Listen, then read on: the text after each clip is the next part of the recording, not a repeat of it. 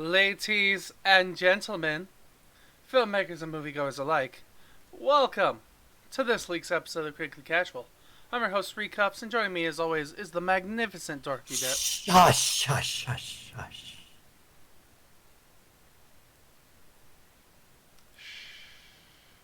Hush, Batman, hush.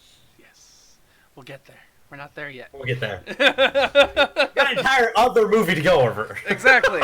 I like how that was your whole gimmick for this intro. Was a movie that we're not even going to talk about for at least 20 minutes. Probably longer, because I have a lot to say about the first movie. Okay, god damn it. I thought I was prepared, and then my chair moved, and I wasn't prepared anymore. Okay, I'm ready. So, is there anything else we want to say or do before we head into today's discussion about movies? No, I think I'm good. Alright. So then, we're hopping right on in here, and we're going to talk about this week. So, no clever names. I wasn't original at all this week. This is DC's Animated Week number 2, I think. I haven't really kept track. But 2 or 3. I think it might be 3, but I can't remember. We'd have to go back through the catalog. Yeah, through the archives of ancient Which knowledge. we'll eventually get to getting the archives taken care of. I have them all, well, most of them, but... Yeah, it's going to take some time. I might do something special with that as well, but we'll worry about that later. Fancy. Alright, so, for today's movies, being at DC Animated Movies, we had a little bit of a change last minute, because initially we were going to have in Teen Titans versus Teen Titans Go, or vice versa, but it turns out that... Go ahead. Teen Titans Go versus Teen Titans. There we go, yes. But, yeah, it turns out that movie doesn't come out yet. It's going to be a little while. Until next month on the 15th, I think. So, whoops. Yeah, you were close. If it theoretically came out this month on the 15th, we could still watch it, but means we would have had to watch it. I made a mistake, all right? There was a lot of trailers for it that I thought it was out, because I saw trailers for it, in July. And usually DC films, when you see the first trailer for an animated one, it, comes out within 2 months. 2-3 months, so... My bad. But this is a high-end, high-budget DC movie, I guess. Who knows? It has 2 different animation styles in it, hopefully. Well, either way. We replaced that movie with Justice League versus the Fatal Five. And then our second movie is Batman. Hush. And then we're going to end it with the news and wrap-up. Which we have at least one thing of news today. I haven't really looked into too much, so, there's that. But with that said and done, let's just swing on in, fly on by, and travel on through into today's review of Justice League versus the Fatal Five. I fucking loved it. You loved it. Yes! Nice. Okay, the reason why is because I loved the animated series of Justice League. Mm-hmm. Justice League and then Justice League Unlimited. Both fantastic. So is Batman the Animated Series, Batman Beyond. Superman Animated Series is even pretty good too. It's not the best, but I think it's the weakest out of all 5 of them. Mm-hmm. But it's still fantastic, in my opinion, this whole universe they created. And this is just this is essentially would have been broken up into 3 episodes on that show. And it feels like just a perfect continuation of where that show left off. It feels like it takes place a little bit later after the show took place, obviously. Because where the show ends, it ends very ambiguous and open-ended to that there's going to be more happening in that world. And a lot of the cast is called for a full reunion of the original 7, which would include Jon Stewart, Hawkwoman, John Jones, Martian Manhunter, and Wally West's Flash. Mm-hmm. Those four are missing in this. Mind you, the cast that we get to kind of replace them, all fantastic. Because we do have Kevin Conroy returning as Batman. He is the iconic Batman. He is the Batman. He's Batman. Well, yeah, he's one of the first Batman to say, "I'm Batman," and I can replicate that line alone from Kevin Conroy, just because it's so iconic. Exactly. He is so iconic. He's voiced it in he came back to voice Batman in Killing Joke. He was Batman through the Arkham series besides Arkham Origins. but that's just because it was it sort of spin off from a different studio. But he is the Batman, and he just steps right into those shoes every time. And he's actually going to be in the CW Arrowverse huge crossover that ends the Arrow show. Crisis on Infinite Earths. He's going to show up as Bruce Wayne, which is going to be fucking awesome. This is the first time you're ever to see Kevin Conroy play live action Batman, which is so iconic. Mm-hmm. So just having him back is fantastic. You have George Newberry returning as Superman. He is, when you think the voice of Superman, he's the voice of Superman. And same with Susan Eisenberg as Wonder Woman.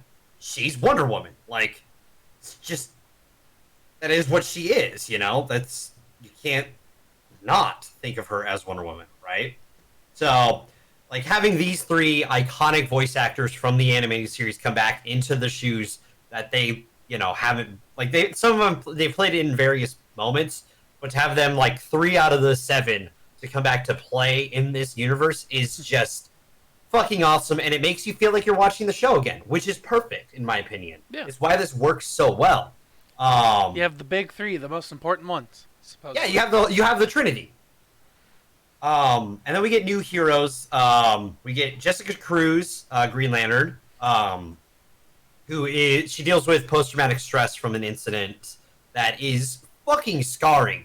And my best way to describe this movie is like it's the show continued and aimed at us who used to grow up on the show. Like, it's definitely got some more mature moments in it. Okay. Because there is blood in this. You don't get a lot of blood in the other show. Like, it's very rare, and it's impactful moments when it's supposed to happen, but you couldn't get away with that in a kid's show very often. And there's a couple cuss words thrown here and there, which is kind of nice. It makes the world feel like it's it's definitely inviting to someone like myself. Yes, it's more mature. So some of the stuff she deals with is fucking traumatizing, and that's why she deals with post-traumatic stress, and she deals with survivor's guilt, and it's tough, and it makes so she doesn't know if she can be a hero, and her arc throughout this is powerful, in my opinion, and it's awesome. We get Thomas Kaller, Starboy, from the Legion of Superheroes from like the 31st century, which you got like to see once in Justice League Unlimited. He gets sent through time travel is a little bit of a part of this. He's cool because he deals with schizophrenia, and like this movie tackles a lot of mental health stuff and does it in a pretty good way, in my opinion. Like if you take out the blood and stuff like that, this would be a continuation of the kids show, and it would be tackling adult things that show actually tackled. And it's awesome. That's cool. Dev, like, I'm going to go... Everything you're saying is awesome, but I feel like you're giving your whole conversation away in just, like, your brief summary of this introduction of this movie here. I can't help it. This made me really happy, because, like, there's a scene where you hear Superman's theme play for a moment, and you're just like, yes! Because, like, I grew up with that. And then when the Justice League riff comes in, I'm like, ah! Like, my childhood is growing up watching superhero shows, and this was the show for me. It was the team, dude. It was the team. I may not be the biggest DC guy. I'm definitely more of a Marvel person, but like this show, this universe they created is so fucking iconic to anyone who loves these characters. So like to see it just like almost like perfectly done, in my opinion. Like, I'm looking at some of the ratings for it. It's surprising it's so low to me, in my personal opinion, because like if you loved this show, this is a continuation of it. Like this is a continuation of Justice League Unlimited, and it just works so well. Okay. I don't know. That's just how I feel. Like it's just this would be a 3-part series in that show. Like you would have the first part building the newer heroes that get introduced. The second part kind of building the villains, that's like you saw a little bit in the first time, but building what they're doing. The third part being the whole like shebang that happens at the end. Yeah. Like that, and it's a very good arc, in my opinion. Like it's a good TV movie arc. And it feels like you could just place this in that universe perfectly, which is what it needed to do, and it aces, in my opinion. Yeah. Like, I enjoyed watching this movie, that's for sure, and especially in comparison to the I know next you're gonna movie. like not to interrupt, but I know you're gonna have a more critical view of it because you didn't watch the show like I did, right? No, yeah, like, I did watch the show, but you're talking about all the themes, and I'm like, cool, I hear the music sometimes, a little bit, at moments. Oh, Cool. I heard it every time, and I just got so my childhood brain just like those nostalgia lights just went off. Woo! Like, this was definitely a fun movie to watch. I liked seeing the growth and development of some of the younger characters. I liked seeing the the returning actors come back to their roles as well. And don't get me wrong, I enjoyed the seeing the old cartoon style because that was nice. And seeing It's how it was something like different. slightly updated too. Like, it's Yeah. smoother than it used to be, and it's nice. It's good to see. And I don't know. Like, all in all, when I think of this movie, though, like, I didn't really, like, it didn't captivate me extremely. Like, sure, it has good messages and sure it has good moments, but it's pretty kind of bland at times. And, like, cool, some of the things happens, but sometimes it feels like it's kind of forced setup. And, like, I mean, in that universe, that's kind of how it goes, though. Like, mhm, that's what I'll say. And, like, not to get too far ahead of ourselves and talk about the other one, what I will say is, like, they have that established universe that they have right now, right? That we talked about, you know, Reign of the Superman and Death of Superman yeah, stuff. that's Like, also we something I reviewed wanted a to couple talk of to the you other about. stuff. We'll talk more about it in the next one, Timelines, I'm man. guessing. Yes, I have some issues with timelines. But the thing for me is that I like DC used to pride itself on variety in animation with Mhm. its movies, and like they get like one or two, maybe three different style animated movies that aren't tied into a current running show out nowadays, while the rest of them are in that set universe, right, that they have running right now. Mhm. That launched after New 52, which to me personally, after a certain point, is getting a little stale because everything like Kevin Conroy gives me emotion in Batman. Yeah. And not no offense to the other Batman actor. Hold on, let me look up his name. Jason Omar. I actually like Jason Omar. He's a good actor in my opinion. He does some cool stuff, like live action. He was the Patriot in Agents of Shield. He was in that Mars, a Life on Mars show where he's a cop that like sort of ends up in the past because he lived in like 2012, 2011, and then he gets a brain injury and he wakes up in like 1970. That's an Or interesting 1980. concept, but okay. It's a super interesting concept. He meets himself as a kid. It's a trip, and like everything at the end is like, oh, this is fucking nuts. But I like him as an actor, okay? Mm-hmm. But as a voice actor for Batman, he always kind of just comes off as like, I'm Batman. I'm Bruce Wayne. Selena. He comes off very I don't want to say abrasive because Batman's supposed to kind of come off as abrasive, but like it's stilted for me. I get you. While like other actors that have played Batman who maybe don't try to emulate Kevin Conroy but take more from the Kevin Conroy version. And You mean you don't like this version? The gravel gargling Batman. not as much, but I love Kevin Conroy's, right? Mm-hmm. And like having like these characters have more emotion to me than they did in the other ones. Like I like. I'm not saying I didn't enjoy Death of Superman, Rise of the Supermen, I because those were good Superman story arcs, and I don't mind the Superman actor. Like he feels more alive than a lot of the other characters in that universe, including when he shows up in Hush. But like the rest, like that universe doesn't feel as alive as this feels alive. Like even the background, all right. Like just to talk about background, Oh yeah, like that's when always there's something people going on. and TV and cars and stuff like that. they don't feel just kind of like put on tracks. They feel alive, Mm-hmm. the backgrounds, which is nice because it makes you feel like these worlds are actually lived in and there's things at stake. Mm-hmm. Whereas others, and I'll talk a lot about that in Hush, it's not good. And it doesn't feel like it's something alive. So like for me, this feels like almost a return to form for DC. Okay. Like, because this is their heyday for animation, honestly. And they've done great animated films since. Like Red Hood is fantastic. Under the Red Hood, there's Flashpoint Paradox is pretty good, though it uses the animation style I'm just complaining about. That's when it was still early.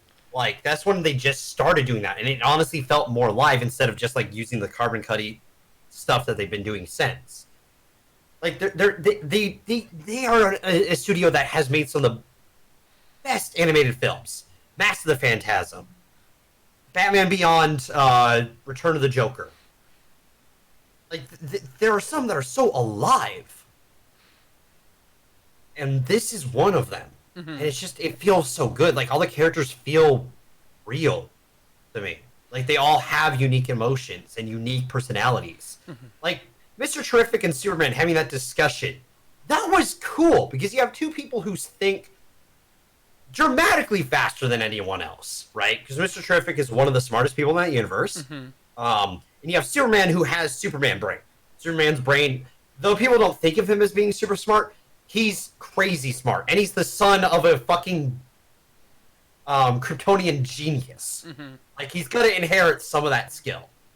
And you see those two, like, bantering back and forth about, like, this is the first, like, Mr. Terrific being like, this is the first time I've ever encountered anything like this, and I don't know what to do.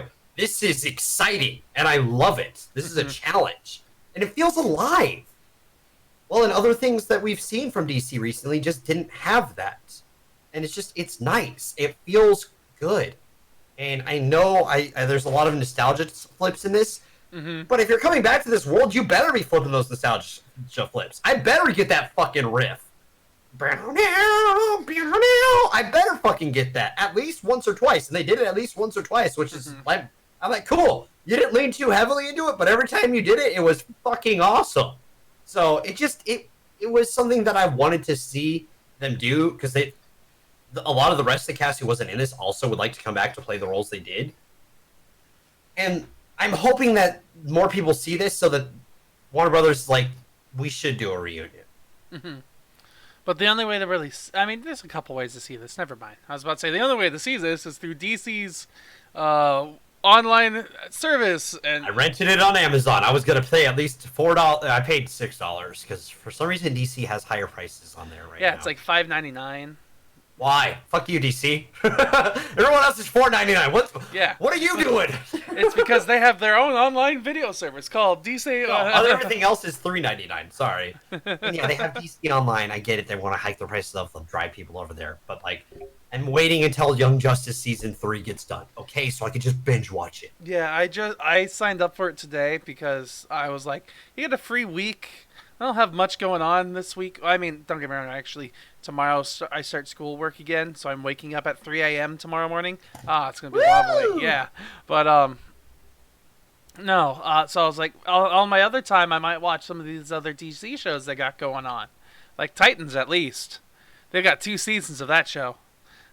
Yeah, they just started season 2. Yeah, no, this. I love. I know I'm like talking a lot about this, but like it felt good. Yeah, like this is something that I've been kind of complaining about from DC for a while, from like their other stuff that we reviewed. Because we did both the Reign of Supermans, and I think we did. Did we do a different Batman related one? I don't think so. Never mind. No, I don't think we did a different Batman one. We did something else, I think, animated, but I can't remember what. It'll take me a moment, but I can find it. Yeah. But I can't quite remember if we did another animated week, but I feel like we did. There was Batman Ninja. Well, that was unique, and we had fun with that. That's true. That was. I remember having fun with that. Let's see. What did we do with Teen Titans Go to the Movie? Did we do? No, we did Nick Cage week that week. Never mind. That wasn't Nick. No, it wasn't a Nick Cage week. We did Nick Cage week before that, but we did a different film with Teen Titans Go to the Movies.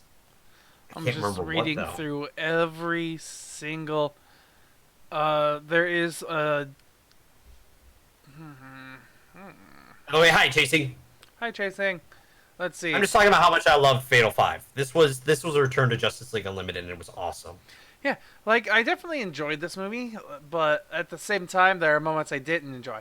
But like, if I'm doing a direct comparison between the two films, because I kind of binged watched these one right after the Same. other, I would definitely say I enjoyed this one more than I enjoyed the next film. I can agree with that, and I feel like honestly, I would say if you went back and rewatched like Justice League Unlimited at least, and then watched this, I feel like you would even enjoy this more. You know what I mean? Yeah, almost. Because it, Because then I'd understand more, like more of like the nostalgia yes, things, and I'd understand where we are more and what's going yes. on. And Because like for me, that's the thing. Like this was just a continuation from Justice League Unlimited, about from where they left off, which honestly is just kind of perfect. So that's just my personal opinion, though. No, I'm allowed to have that. yeah, But, absolutely, you're allowed to have that opinion. you know. I'm not gonna say you can't have it. I honestly have no idea which movie. I don't see anything like any other animated. What did we films. do with Bat Ninja? If only I labeled these rather than by like movie one, movie two. Oh, I have no idea what just happened. Why did that? Subscribe for free. There we go. Yeah, I know. 11 months. Shut Football up. movies. There's too many. I'm too much to look through. We'll find it and We'll find it sometime we'll if find we it did sometime. another one. But I've kind of watched a lot of this, like the other, like when we get to Hush stuff. I've watched a lot of those films. I think I've only missed like some of the Teen Titans related ones and Atlantis. Like I think I've only missed like 4 of them. I've only missed 4 of them. But they aren't as appealing to me just because like they feel so kind of carbon cut. Yeah. And like if I'm gonna go with something that feels slightly carbon cut, I'm gonna go with this because yeah, this is carbon cut from the show, but like at least the show feels so alive. Yeah, Like, it feels like it's present. It has everything that you liked from the original TV show, and then amplifies it a little bit. yeah, and makes it and like they made it more mature for someone like myself who grew up watching the show. Which Like that was that is something Go ahead. I didn't expect that. Yeah, that threw me off. Like the fact that they started throwing cuss words around and like the deeper like this person just got fucking shot, bro. What's gonna Yeah. Like fuck. When that scene starts, I'm like, oh, okay then. This is where we're going. Like, I mean, that scene. all right. I have complaints about that too because one, how did they even get in that situation in the first place when they were so far away? But at the same time, it doesn't really matter because it's an event that happens to her that we can't change, and maybe Yeah, and it's just she's how gotta she's be able to remembering move- it. Well, and the thing is, my opinion on it is like you do go camping in the middle of nowhere, and let's say that person was so like we can talk about her trauma because it's right at the beginning, in my opinion, because it's not a huge spoiler, and if you understand the comics, you understand this. She was the sole survivor in an incident where this one man murdered 3 or 4 of her friends. Was it 3? I 3. think it's 3. Well, there was one person dead already, and then Yes, and then he 2 shot others. 2 more. Yeah. Yes. And she was the sole survivor because she gets up right when the third person gets shot and just books it, and she falls off the cliff. We don't really know how she survives. Not needed. Not needed, no. But yeah. Well, in my opinion, like she survived, which is why she has the survivor's guilt. Mm-hmm. And odds are that person was either stalking that area for people, and ready to make the kill, kind of thing. Like, because people do have certain areas where they would search for people, and let's say they see you cross. Like, let's say that guy had his truck and he was sitting there on the side of the highway, right? Because you see vehicles on the side of the highway occasionally, right? And you're just driving by, and you just think it's just some dude parked on the side of the highway, right? But then he starts his truck, and he starts kind of tailing them from enough distance that they don't really notice him. Mm-hmm. And that's how he did it. It's like he waited for someone to turn down the campground turn, and then he goes after them, right? Yeah, but the way they explain it in this movie is they're just walking down a path. They see him further down the path burying somebody, and then we jump. No. They were that's the camera doing that. They're already on their knees. Like that burying, so like him digging the grave is after he shot the first person. and they're just he's pretty much have them petrified by fear. Yeah. There might have been two of them, honestly. One digging, one shooting. The way I saw it was remember. there's only one person who was there. They were walking up because this is what got me upset about it was like the way I saw it, and I'm not sure if it was just because I looked away, but like they were walking up from their walk. They stumble upon a man who's digging a hole in the ground. It kind of then zooms back to her reaction, and then suddenly they're on their knees with the gun pointed at their face, and then like maybe I'm probably gonna buy this so like I can go back and rewatch it and let you know. But still, I feel like this is a powerful like setup for her character, and it works really well. Same with the Starboy setup; like all of it works really well. Whoops, sorry. Shut up! Okay, my phone's been going off too. Oh, it's that. That was my watch. My bad. I couldn't tell which it was. I'm like, why is my phone still going off? Like, I know why it's still going off, but like, no.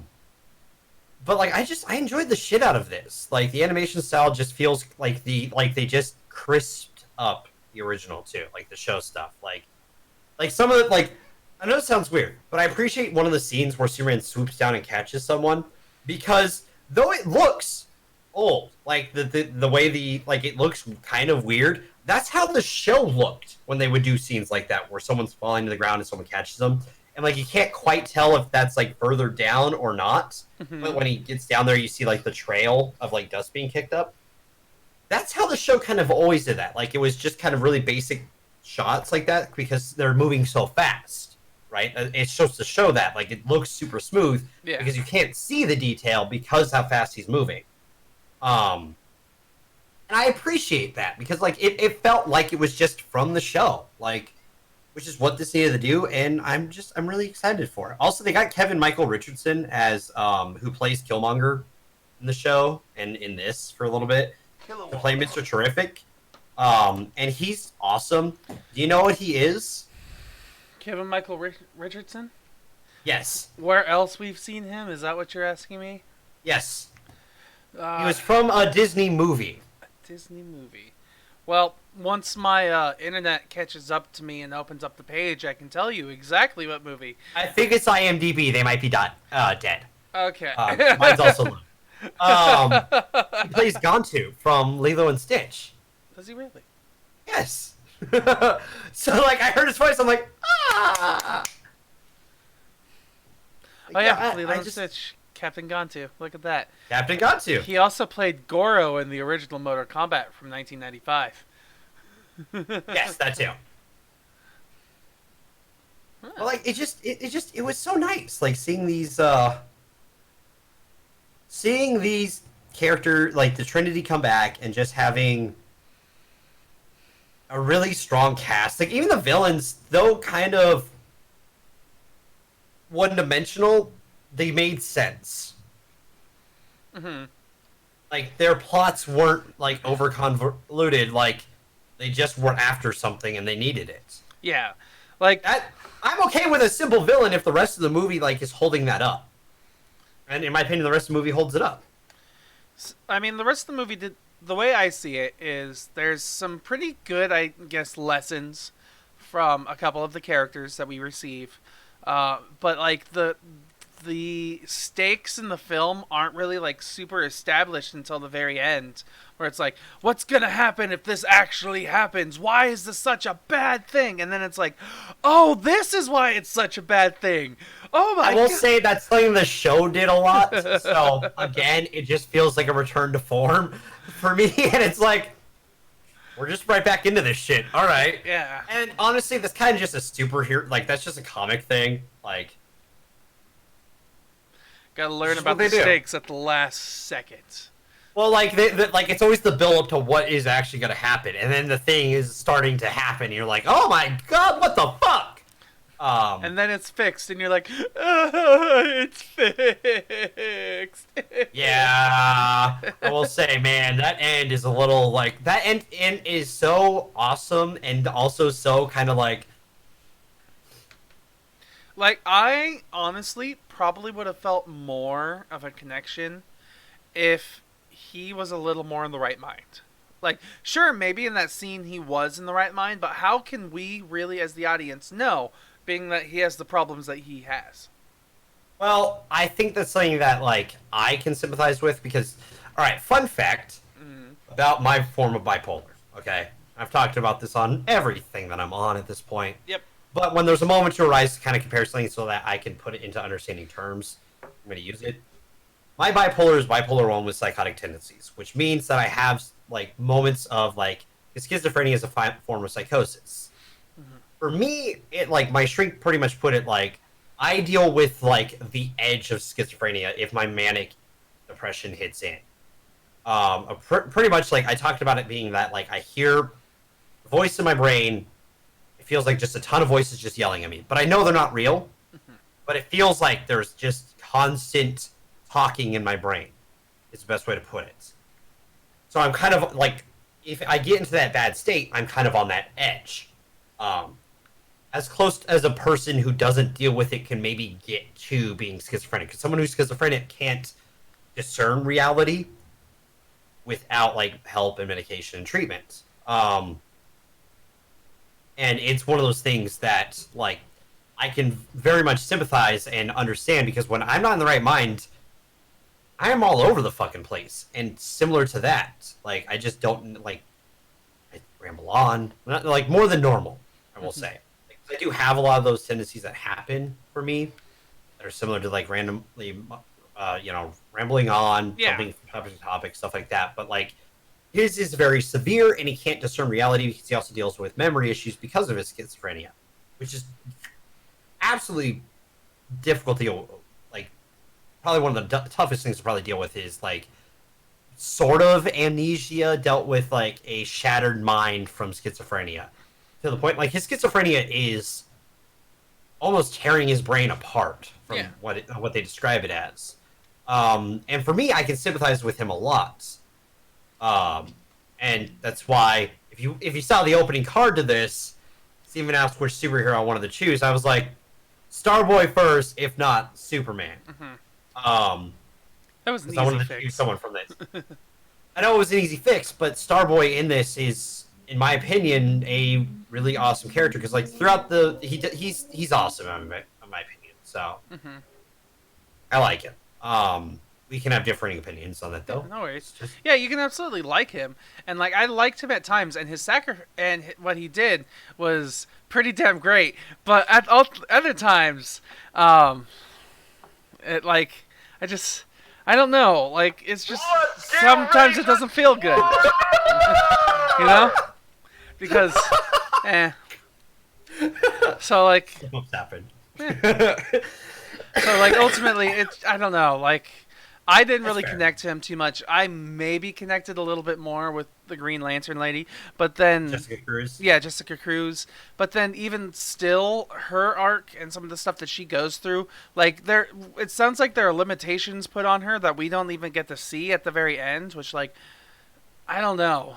There are things that I wish we could have seen more of, and like there are thoughts they kept bringing in different this is very short. Like I said, this would be like 3 episodes because this is only hour and 17 minutes, maybe 4 episodes.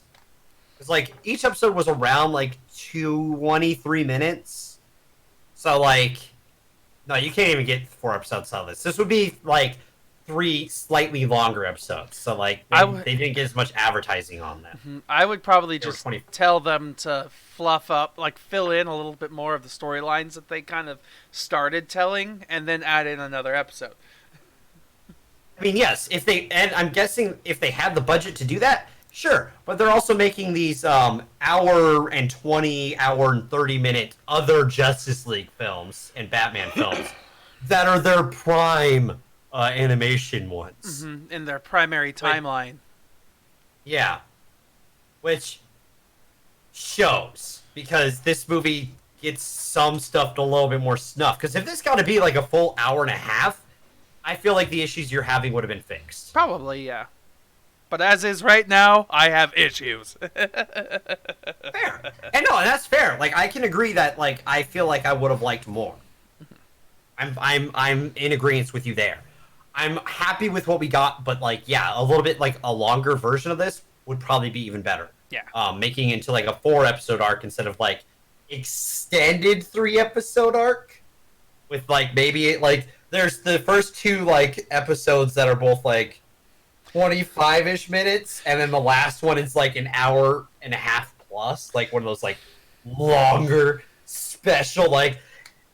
And next week, the 3rd part, which is going to go for 45 minutes. No, it would be hero story, 25 minutes, villain story, 25 minutes, and it would be dramatic conclusion, part 1, dramatic conclusion, part 2. Like, that's how it. Well, I'm saying, like, they would, like, if it was just the 3 parts, what it is right now, that's how they would have done it on Cartoon Network back in the day. When it was still spelt out Cartoon Network and not just CN. Yeah. Welcome to the CN. That's what the cool kids say. CN. But yeah, no, this is this is palpable for me, and I enjoyed it. It was not bad. So, Dev, in that case, I'm gonna give you 10 popcorn kernels. Okay. How many of those popcorn kernels are you gonna give to Justice League versus the Fatal Five? 8.5. 8.5. Yeah, no, I really enjoyed this. It's not a perfect 9, and for reasons we talked about, it feels like it should be a little bit longer. And that's on like DC / Warner Brothers, not on anyone else, because the story that was written here is good, and I bet you they probably wanted to extend it. Because could you imagine if like some of the other leaguers like came back at that end part, like the other 4 showed up at the end, like you had Hawkgirl, Jon Stewart, Flash, and Dawn Jones show up at the end. Yeah. You know how fucking awesome that would have been? That would have been cooler than getting the people that we did get at the end, I think. So, I mean, well, I don't mind some of the subjects. We didn't even talk about Miss Martian, by the way. She's in this. She's kind of the side character. Like she's like Miss an Martian, intern for. I enjoyed her too. Yeah, because I enjoy her in Young Justice as well, and I enjoyed her interactions with Batman. She was a really good comedic, like the comedy to this. Yeah, especially when she's first introduced, like the whole like I don't work with teenagers, and then what she does in response, and she turns into fucking Tim Drake, Robin from the Batman the Animated Series, and I'm like, yes, and like no reaction, just point taken. It just turns away. I'm like, that was fucking fantastic. That was one of those things that I audibly just, and I will say, throughout this film, I audibly laughed, like, out loud, throughout this film. Like, I love the scene, there's a scene where, Superman actually gets cut by one of these guys, his weapons, and he's cut, and, like, Batman's talking about the weapon and all this stuff, and, like, Superman's over there, shirt off, like, big scar across his chest, he's like, you know, the cut was kind of deep, you know, but it's healed up pretty well. Thanks for asking. It's not really a spoiler, okay? You see the guy's axe like early into the show, all right? I mean, his axe also kind of irritated me, like what its rules are. Yes, again, it's a kids' show. I mean, each one of the villains that we got had a specific role, and it's like, again, it's the formula they had. And I'm fine with one-dimensional villains when your protagonists are really interesting, and like if you're a one-dimensional protagonist or antagonist, like be enjoyable. And I felt they were pretty enjoyable. Like the moments where like they kind of have those like scuffles within the group, and like one of them's just like, "Motherfucker, listen here," and he's like, "Okay, I'm sorry. Fuck, my bad. I'm sorry. Please, chill, bro." And that like final fight is really fucking cool in my opinion when like we get supercharged moment. That was fucking cool. I mean, I thought it was pretty cool even before we got to the supercharged moment because she. No, I agree because like the villain, like one of the main villains who gets introduced towards the end when she shows up, damn. Like like there's the moment right before the big supervillain shows up, like where Jessica is doing her thing. I'm like, she's not even like at this moment she hasn't even gone through like her big huge dramatic moments yet, and she's still kicking ass. And I was like, this is pretty cool. Like these characters definitely do a lot of cool things, and then it just gets better. So Yeah, no, it does. And, like, so... I would say with this movie, I'm going to jump in here and give my rating and not do what I did last week and forget to do that until we got into spoilers for another movie. But I'm going to say this movie for me gets a 7. That's fair. So, round it up to a 8. Yeah. Like, when I first think of this movie, I kind of want to give it a 6. But it also doesn't deserve a 6 at the same time because it does improve on the things that it used to have. And it does tell some pretty decent stories at times. So, like, yeah. And for something that uses the kids show formula that we all, like, for myself, grew up with, and making it more mature, I feel like it earns some points for that, too. Yeah. They said the word bitch in this movie, man. Something. Dude, yeah. Alright, so good. Next and film? also, Wonder Woman uses her sword in this, which is something she didn't do in the show because, like, use a sword in a kids show without potentially like blaming a villain. Yeah. And in this one, she gets to actually use her sword, and it's fucking awesome. That being said, I would have loved to seen a cooler interaction between her sword and the axe. Because, you know... Again, fair, but we only get so much, okay? Alright, we're moving into the next movie. Alright. Ready? Yeah. Do you see that coin flip on Dev's side? Holy shit, it's almost like two sides of the same person just showed up suddenly. Shut up! Shut the fuck up! You don't... No. Okay. Batman Hush is a fantastic graphic novel, okay? Okay. Fantastic, and I will explain it more in spoilers, because, like, talking about some of the stuff that I want to talk about, I have to talk about in spoilers. But it's a graphic novel that defines Batman. Do I need to pull up the article that you sent me, or do you have that? No, I'll explain from it, because it has some bullet points that I'm going to go over, but it's, like, I have some other stuff that I need to talk about that this doesn't cover, that are going to be added on as well, okay? Yes, they royally fucked up Hush. I would say so. Like I told Dev before we even started this week that like I would enjoy this movie more than he did, only because I didn't know the source material. However, I didn't enjoy this movie at all because it's just kind of a bad movie. It really is. Like, no, I would not suggest watching this. This is probably one of the worst DC animated films I've watched. It's really, it feels so stale. Like, just from, like, an acting point, like, Batman just feels so very bland. Like, I know Batman is supposed to come off as, like, this very kind of character. Like, sorry for whenever we get these up on audio, but I just, like, flat-faced. Yeah. But at least the people who do play him at least put emotion into the flat face, because he does care about things. Like, he will put in emotion when he feels he needs to, or when he can't help but not. And in this, that never happens. Not once. Like, it boggles me that it never happens. Because this is supposed to be one of, like, the scene where is supposed to be emotionally charged when he's beating the shit out of someone doesn't feel emotionally charged. Yeah, that scene felt out of nowhere.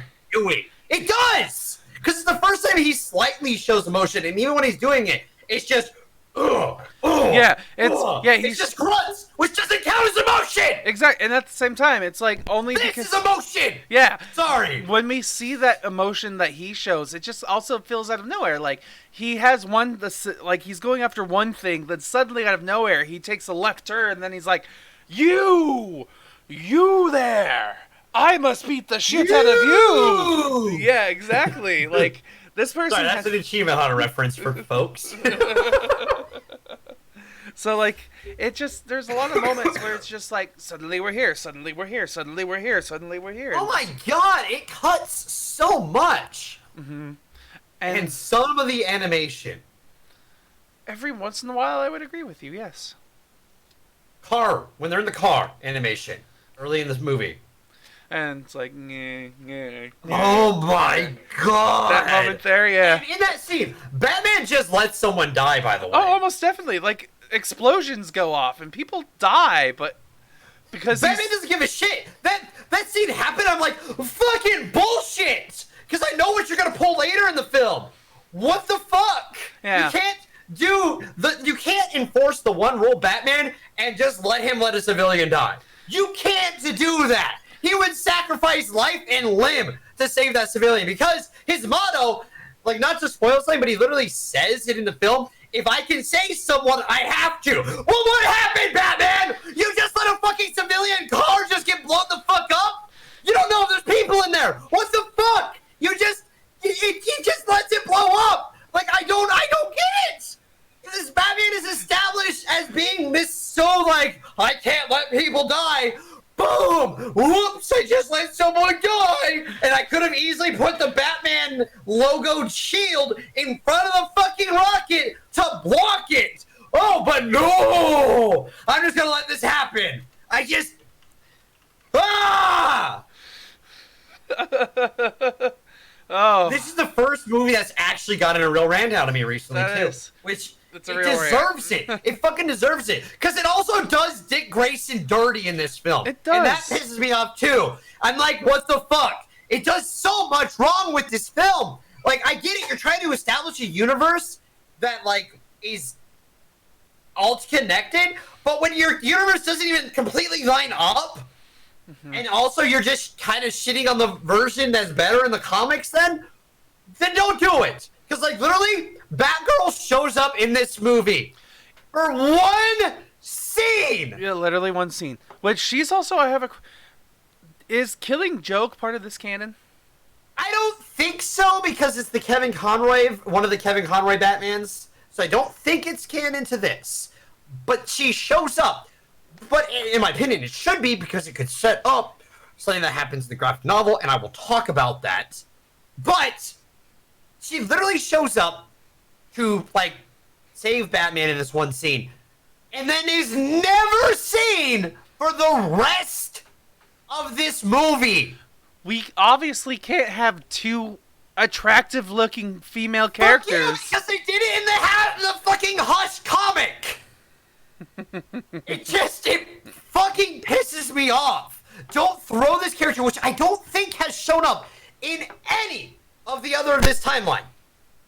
This is the first time I think she's shown up. That's a good point. I hadn't even thought about that. I don't think she's in Batman Bloodlines, which I think is the previous Batman film. I mean, but what isn't canon in the Batman movies anymore? It's because, like, I know, because Killing Joke already came out before Bad this. Blood, sorry, like, Bad Blood. But, like... Well, I'm talking about just for this, like, this animation universe, okay? This is one universe. If you see this style, it's one universe, okay? Hold on 1 second. I hit a lag spike. No, you're good. Okay. I'm looking through this, right?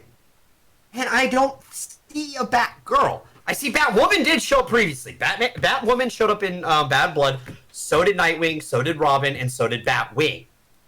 Okay? You've established these 4 characters as Bat family members. Batwing being Luke Fox, Lucius Fox's son.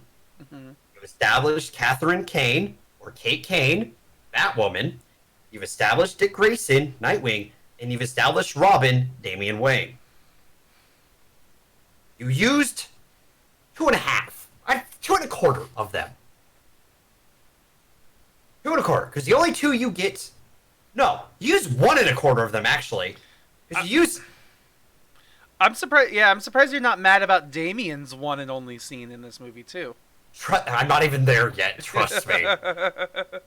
Because you get Dick Grayson's kind of like the comedic undertone throughout this film, which I'm fine with because that's his personality, especially in this universe. But that's all he is in this. And Dick Grayson is so much more than that. You get a scene of him over the phone of Damian Wayne, who is really important to this universe. He's in the Teen Titans movies. He's in every other Batman-related movie so far. And you just got a one video phone call with him? Yeah, and then he's a joke later on in the film. Like, for an awkward situation. And they don't even mention Batwoman, Luke Fox, or Batwoman during that scene. They're the only ones who are mentioned are Alfred, Nightwing, Damian. other than Bruce. Apparently, that's the Bat family, everybody. Yep, that's it. That's all. That's all that exists. There's so much wrong with this. And I'm not even the biggest Batman fan. Mm-hmm. Dick Grayson, Nightwing is my favorite DC hero. All right? That the Red Hood? Red Hood's up there. I'll admit, he's one of my favorite anti-heroes when they give him good arcs to work with, like current runs that he has right now, where he's kind of really anti-heroed. But the fact of the matter is, you don't do shit in this film with these characters that deserve so much more. And then even with like the villains too. Like each villain that they bring in, my God, right? It's just I'm a gimmick and I'm gone. I'm a gimmick and I'm gone. I'm a gimmick and I'm gone. Especially Joker. Like, was Joker even in this movie? Now that I think about it, yes, he was. He shows up for two scenes. But he's only really supposed to show up for one in the comic. Like, I'm getting into a couple of comic things that aren't huge spoilers for what I'm going to really discuss in spoilers. But like, his one scene is way more impactful in the comic. In this, he gets that really joking line where he makes fun of Gordon and stuff like that. And it's like, scene. and I will say, probably some of the more entertaining shit in this film is that Joker in that one scene where you're like, thanks. You gave me something. Because that was very Joker, I'll admit. I enjoyed that. Thank you. You gave me something. Because that Joker would be doing that shit. Everyone else? Really throwaway, which pisses me off. Even Superman is throwaway in this, which pisses me off because there's so much more. There's so much more to this. They even yada yada Superman, you can't yada yada Superman. Yeah, like how the hell did he even become a part of this in the first place? Like, how did he get situated with that woman in the first place? Is what I'm trying to get to essentially. But trust me, in the spoiler review part of this, I will talk about what they did to your lovely villains. But Superman is in the Hush comic, okay? Mm-hmm. And it makes sense why he's there for this, okay? And in my opinion, it makes sense because Batman knows he has to go to Metropolis. Who's his person in Metropolis that he knows? Clark Kent, Superman. So he needs a way to get in. And he knows he knows of Lois Lane because they've talked about it in the League. So you've got to have a little bit of backstory to establish that Clark Kent knows Bruce Wayne because they know each other from the League. Mm-hmm.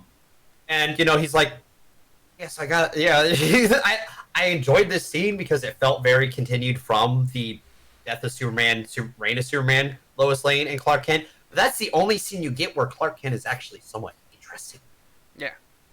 Because you get that scene where, they're the back and forth of Lois and Clark, and it's just like, this is enjoyable. I like this. And then you get back to the Batman-related stuff, and everyone becomes so secondary to such a bland version of Batman. I mean, you're not even, the whole thing that I'm angry about is just the interaction with, I'm not going to say, the villain who gets Superman and gets, how, that was the part that I got frustrated about, is how did that even happen in the first place? It's explained so much better in the comics. Yeah. We have no explanation of how... So much more sense. Yeah, the way I see it in this movie is, we're in one area... And then we get introduced to, our love interest. I'm still listening, but I'm going to step away to go grab my water bottle. No worries. My water bottle's over here. Yeah, so it's literally, the first part of this movie is fine, and then we get to the part where we hit Metropolis, and then it kind of all falls apart, because then we're just jumping around. I wouldn't even say the first part's better. I wouldn't even say the first part's that great, personally. I mean, I could also say that, but I'd say it's just... I wouldn't say... It's hard to say now. Maybe it's better than the second half, but only because the second half starts to piss me off even more tremendously as we go on. Also, Harley Quinn shows up in this film and is with the Joker, which makes me question things. Because didn't they establish that Harley's not with the Joker anymore with the Suicide Squad stuff? There's a Suicide Squad movie where they Arkham Asylum one. And then there's the other one where they go after Vandal Savage / Victor Solomon or Zoom. And if I remember correctly, they're supposed to be split in this universe. I mean, that would make sense. Bit a bit. Because that's what happens in the movie. Live action. I think in the Squad, she's with, she's kind of has the hots for Deadshot right now. Mm-hmm. In the other ones. But in this, she's suddenly jokery again, and like Amanda Waller shows up and talks about the Suicide Squad, but Harley Quinn isn't in the Suicide Squad. Like, there's some continuity issues with your own universe, which I get is gonna happen if you keep growing this, but don't keep someone in the story in a way that's not gonna make sense for the rest of the stuff for the sake of doing it similar to what happened in the comics, only to still shit on what happened in the comics. Mm-hmm. Like, that's part of my issue with this. They still did shit from the comics to try to make it like a almost page per page representation, but then they shit on it as they go. They're like, "Whoa, remember this? Remember this?" And I'm just like, stop! This is one of my favorite Batman stories for just some of the stuff that I'm really going to talk about in the spoiler part. I know I'm talking about the spoiler part a lot, but it's like there's even more to talk about with this and what they get wrong with the story of Batman Hush, because there's so much to the Batman Hush story that they don't even go into, and it's so at the core of Batman in this version that almost like the current run of Batman, Tom King's run right now, takes and continues on with. Like, this is such an influential run that the current Batman run, where his father came back from Flashpoint, where Bane and his father have teamed up and taken over Gotham, and there's so much going on in that comic, and it continues on from what this story establishes. Mm-hmm. This story I don't think was supposed to be canon, but because of its impact, you know how a graphic novel or like a standalone story does, is if it does really well, they tie it in. They make it canon. That's how it works. And this is one of those stories. It's the Killing Joke. It's Hush. These are the stories that become so synonymous with the character that it just gets built into the canon. And the Hush character gets absolutely sabotaged in this, in my opinion.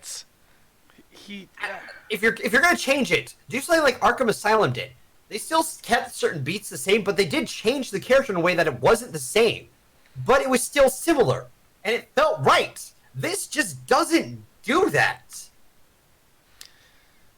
No, I would agree with you. Sorry. No, yeah. Like, when I watched this film, I sat here and I watched as we jump from place to place, from unmotivated response to unmotivated sequence, and, like, it just all kind of, it really did just kind of all fall apart. Like, this is a bad movie, and I feel bad for whoever spent all their time working on it, because I'm sure they are passionate about DC and Batman and all that stuff, but, like, the stuff that they cut out to try and make an 1.5 hour long film from the graphic novel to make this into a movie clearly was too much, because Hush is a bad villain.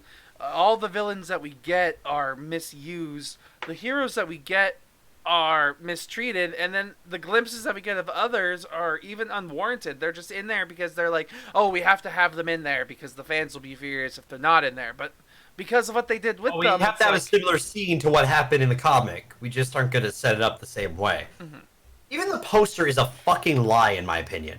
Oh yeah, definitely. Like, have you seen the cover for the actual Hush graphic novel cover? I thought I saw it when I was looking up the picture of this, but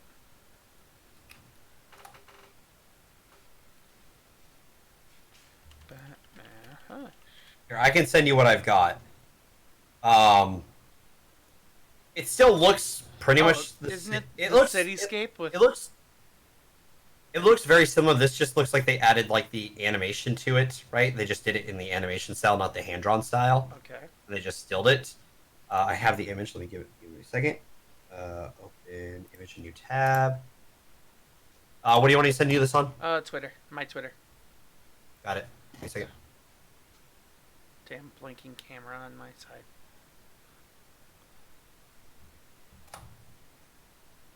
Just click that. Boop, boop, boop, boop, boop. Oh, well, In the graphic novel, that cover makes more sense. And it looks better because it's hand-drawn, right? Like, it looks foggier, it looks different, right? Yeah. It's both similar, but different at the same, yeah. I don't know. Like, I get what you're saying. Like, the backdrop but in this, that cover is going to make more sense.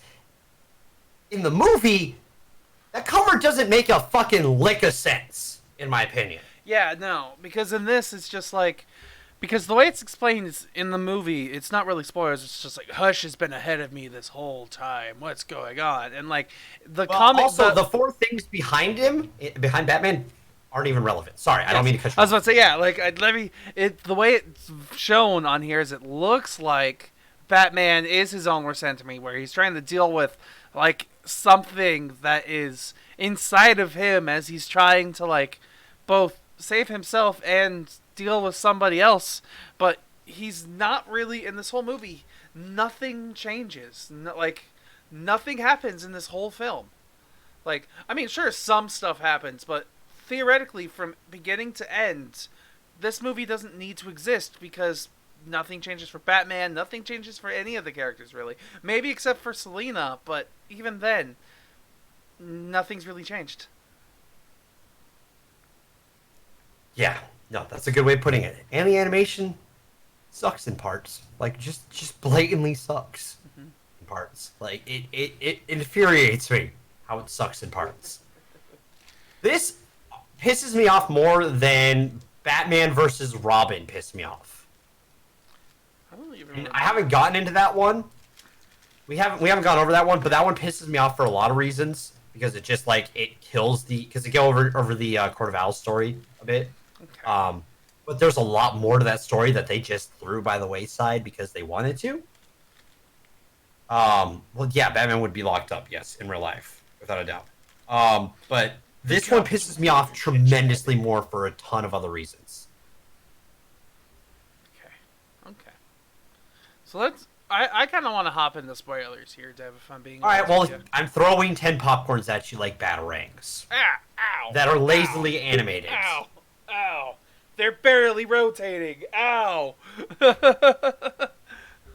I will use those barely rotating, poorly animated popcorn rings and give this movie a good, solid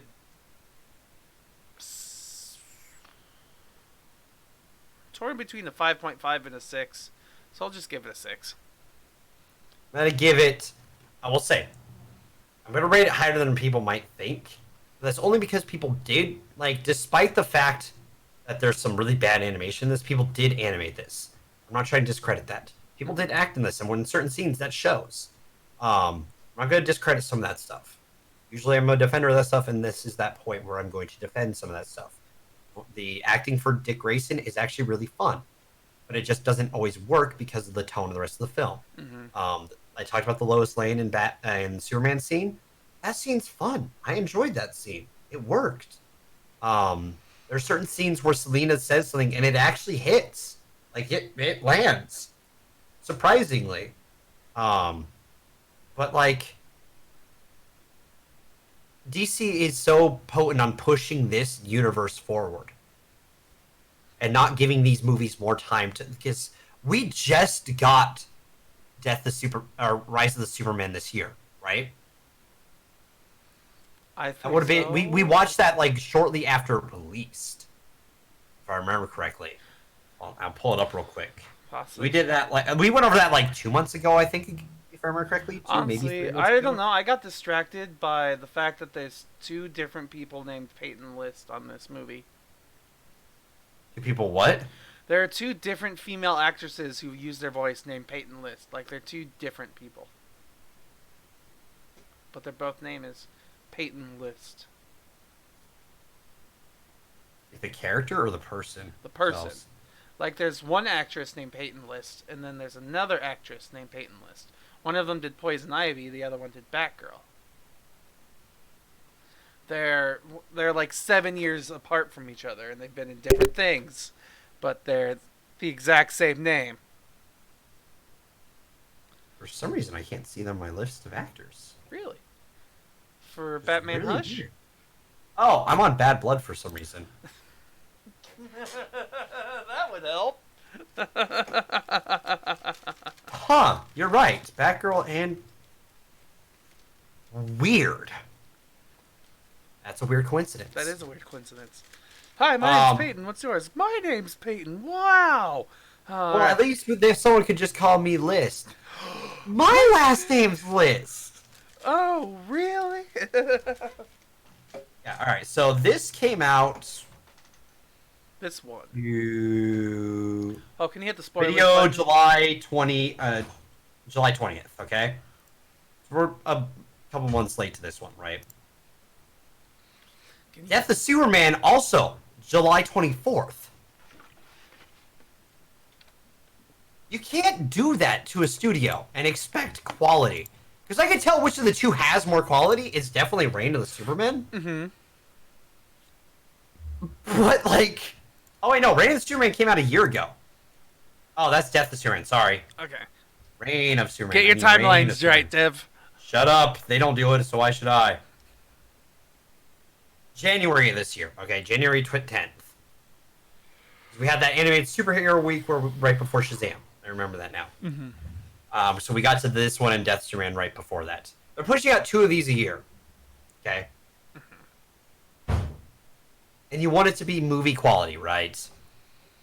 They're not getting movie quality anymore if this is what they're going with forward.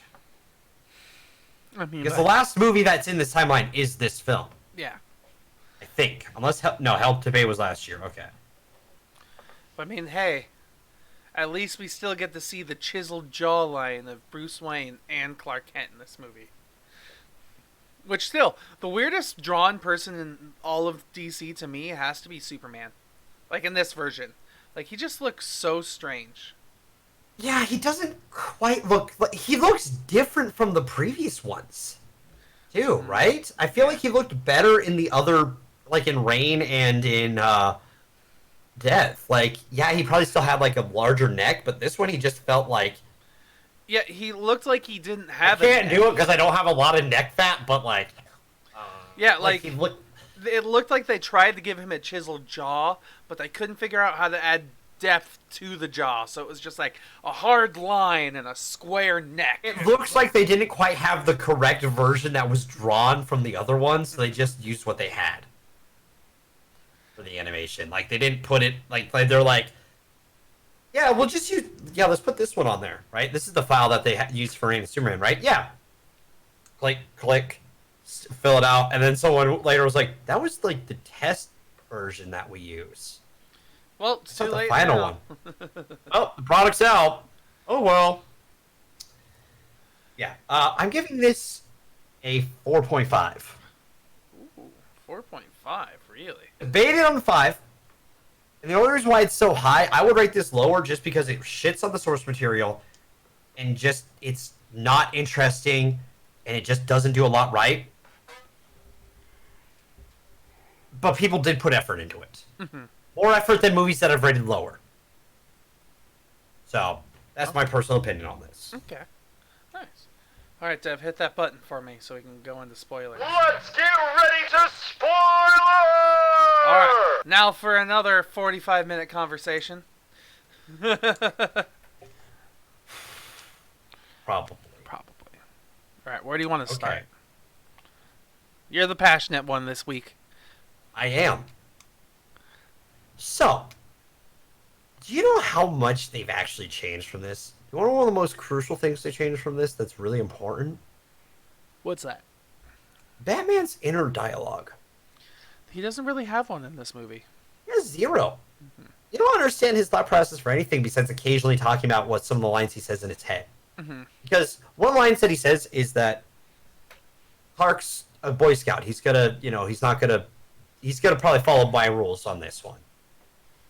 And he's right, but the inner monologue that Batman gives during this entire scene in the Hush comic is fucking outstanding. He talks about the entire... Because he doesn't tell Catwoman...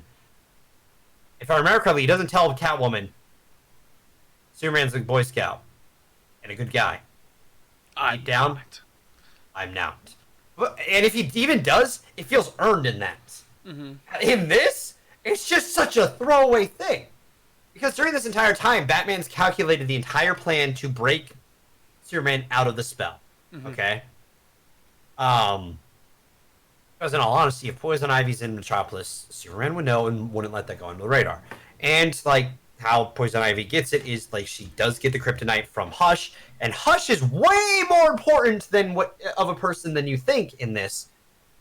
out of all the cast in this film, who do you think Hush actually was in the comics? So you've never read it, right? No, I've never read the comics.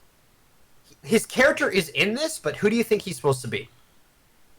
When I think Hush, it makes me think that it's like an unroided Bane. But No. my second guess would probably be.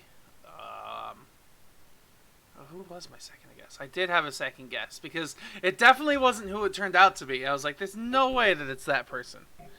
Was it Luther? We'll get there. I'll let that one fester in your brain for a little bit. Okay. I'll tell you you're wrong, but just kind of think about it, okay? As I play through this, all right? This kid, like, Hush is playing Batman the entire time. Like, he knows Batman. He's known this story for a long time. And, like, he has this master plan, right? He understands who Batman is, right? At his core, and is playing with him. So when Poison Ivy's got to go over to Metropolis, he knows exactly how to play Batman there. He's like, turn Superman on him. It's pretty, and in Metropolis, it's not hard to get synthetic kryptonite. Let's be honest. The shit's like fucking, like, street-level drugs at this point. Because so many criminals are going to need it to fight Superman. Yeah. If you're going to go up against Superman, it's going to be more expensive than street-level drugs, but it's accessible. So the person obviously has income, too, to be able to get it. So he gives it the Poison Ivy, and they're like, he's like, okay, this is what we're going to do. You don't know the plan until you get to Metropolis. Like, that scene's set up similarly, but, like, it's set up better, honestly. Bane isn't in this, by the way. Because they replaced Killer Croc with Bane. Okay. You can't do that. Because, like, making Bane just a venomed out Bane who sounds like the fucking Hulk is such a fucking disservice to Bane. On so many levels. Because Bane doesn't show up in this for a reason. Like, I thought it made sense a little bit because I was like, hey, Bane with Poison Ivy, they did that in the live-action version. So, like, it could work. Comics, that is also, like, if you ask anyone who understands Batman mythos, that is the worst version of Bane. This is the second worst. Okay. Because at least they show Bane was intelligent. And then it's just the Venom, which happens in Arkham Origins. I would put this right in between Arkham Origins, like, because that Bane is really good until the very end. While this Bane, you see the, like, horrible Bane, and then you realize, oh, he is supposed to be smart. It isn't just a roided out asshole, which is what he is in this, and it pisses me the fuck off because it's not who Bane is. If you're gonna throw Bane in, who's such an iconic villain, you have to at least use him in a way that would make sense. Because he would be the smart character who would be plot. Like, you're not far off by thinking that he would be someone who would plot the whole Hush thing. He would have made more sense as a Hush villain. Like, hey, this Bane isn't roided out. This is like, let's say Bane, like, got off Venom. He's drug-free. And he's smaller. He's more in, like, a Batman physique now. But he can figure out, because he does figure out who Batman is in the comics. Cool. Like, mixing Hush with Nightfall, I think is what it is. If I remember correctly, it's been a while since I've remembered that stuff. It's an arc where Bane breaks Batman's back. Okay. And Azazel has to take over as Batman and all this stuff. You could set up that lot, like, because there's some setup to maybe Dick Grayson picking up the mantle again. Because he does that in Bloodlines. That would be, Bloodlines. He picks up the mantle for a little bit because Bruce is missing. Hey, that'd be a cool setup to something, right? No. So, Superman fight, super fucking generic, and you don't get the inner monologue, which you should be getting throughout this, by the way, because, like, he talks about Selina, how they have a lot of history in his head.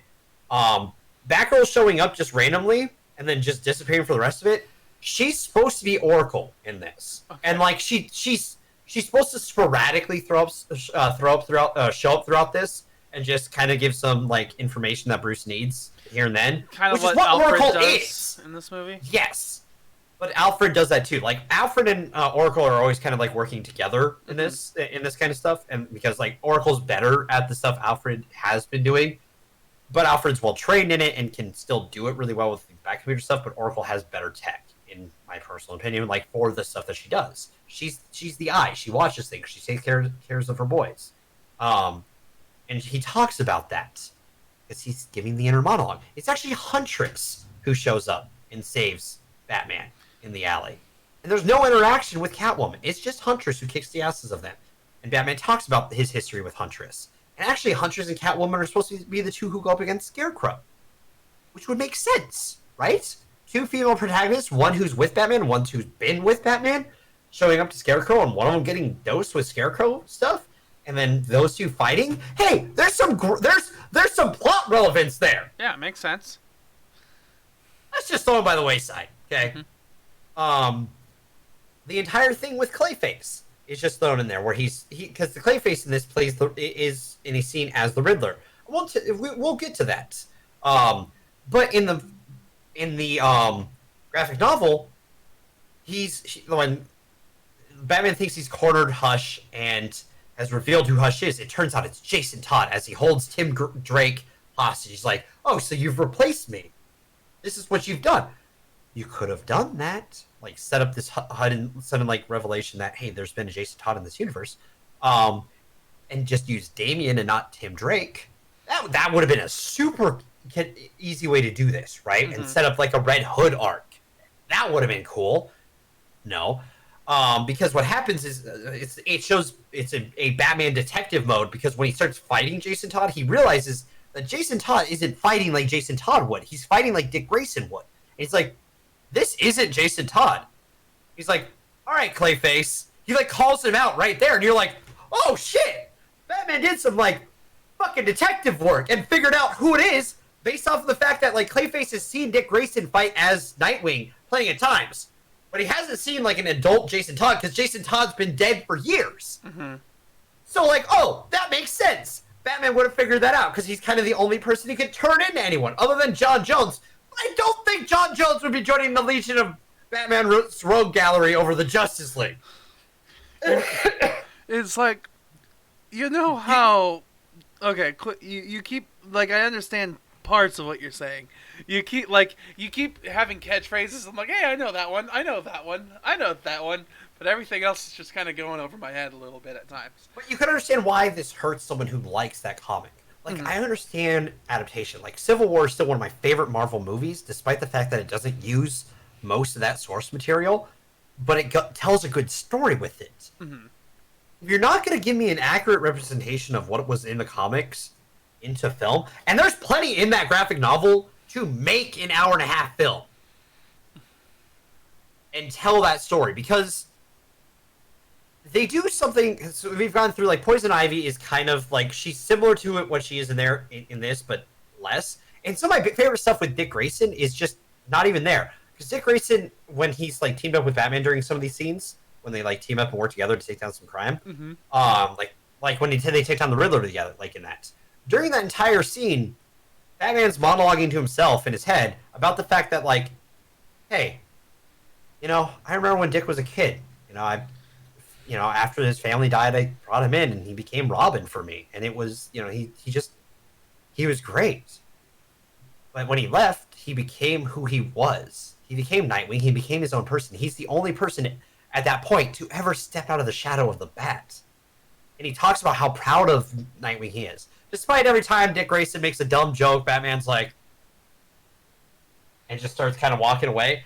It shows that he really does care and love about Dick Grayson in his own fucked up goddamn way, but he truly loves Dick Grayson, and shows that. This never has that moment. Mm-hmm. The closest we get with that is like, my boy dirty! Yeah, the closest they did with him maybe is they like, I understand love, and I can tell that you love this person. Huh, the civilians just blew up. But hey, you know what's going on. Oh, God. This is a good thing for you. Oh, hey, more people are just blown up. That's fine. And also that animation where they're moving through and the cars just never felt like they were actually driving. They were just sliding. It just looked so bad. Mm-hmm. This entire scene looked awful. Like, that's one of my favorite parts. It's one of my favorite parts because it's such an iconic moment for not just Batman, but for Nightwing. Because it's Batman's acknowledgement that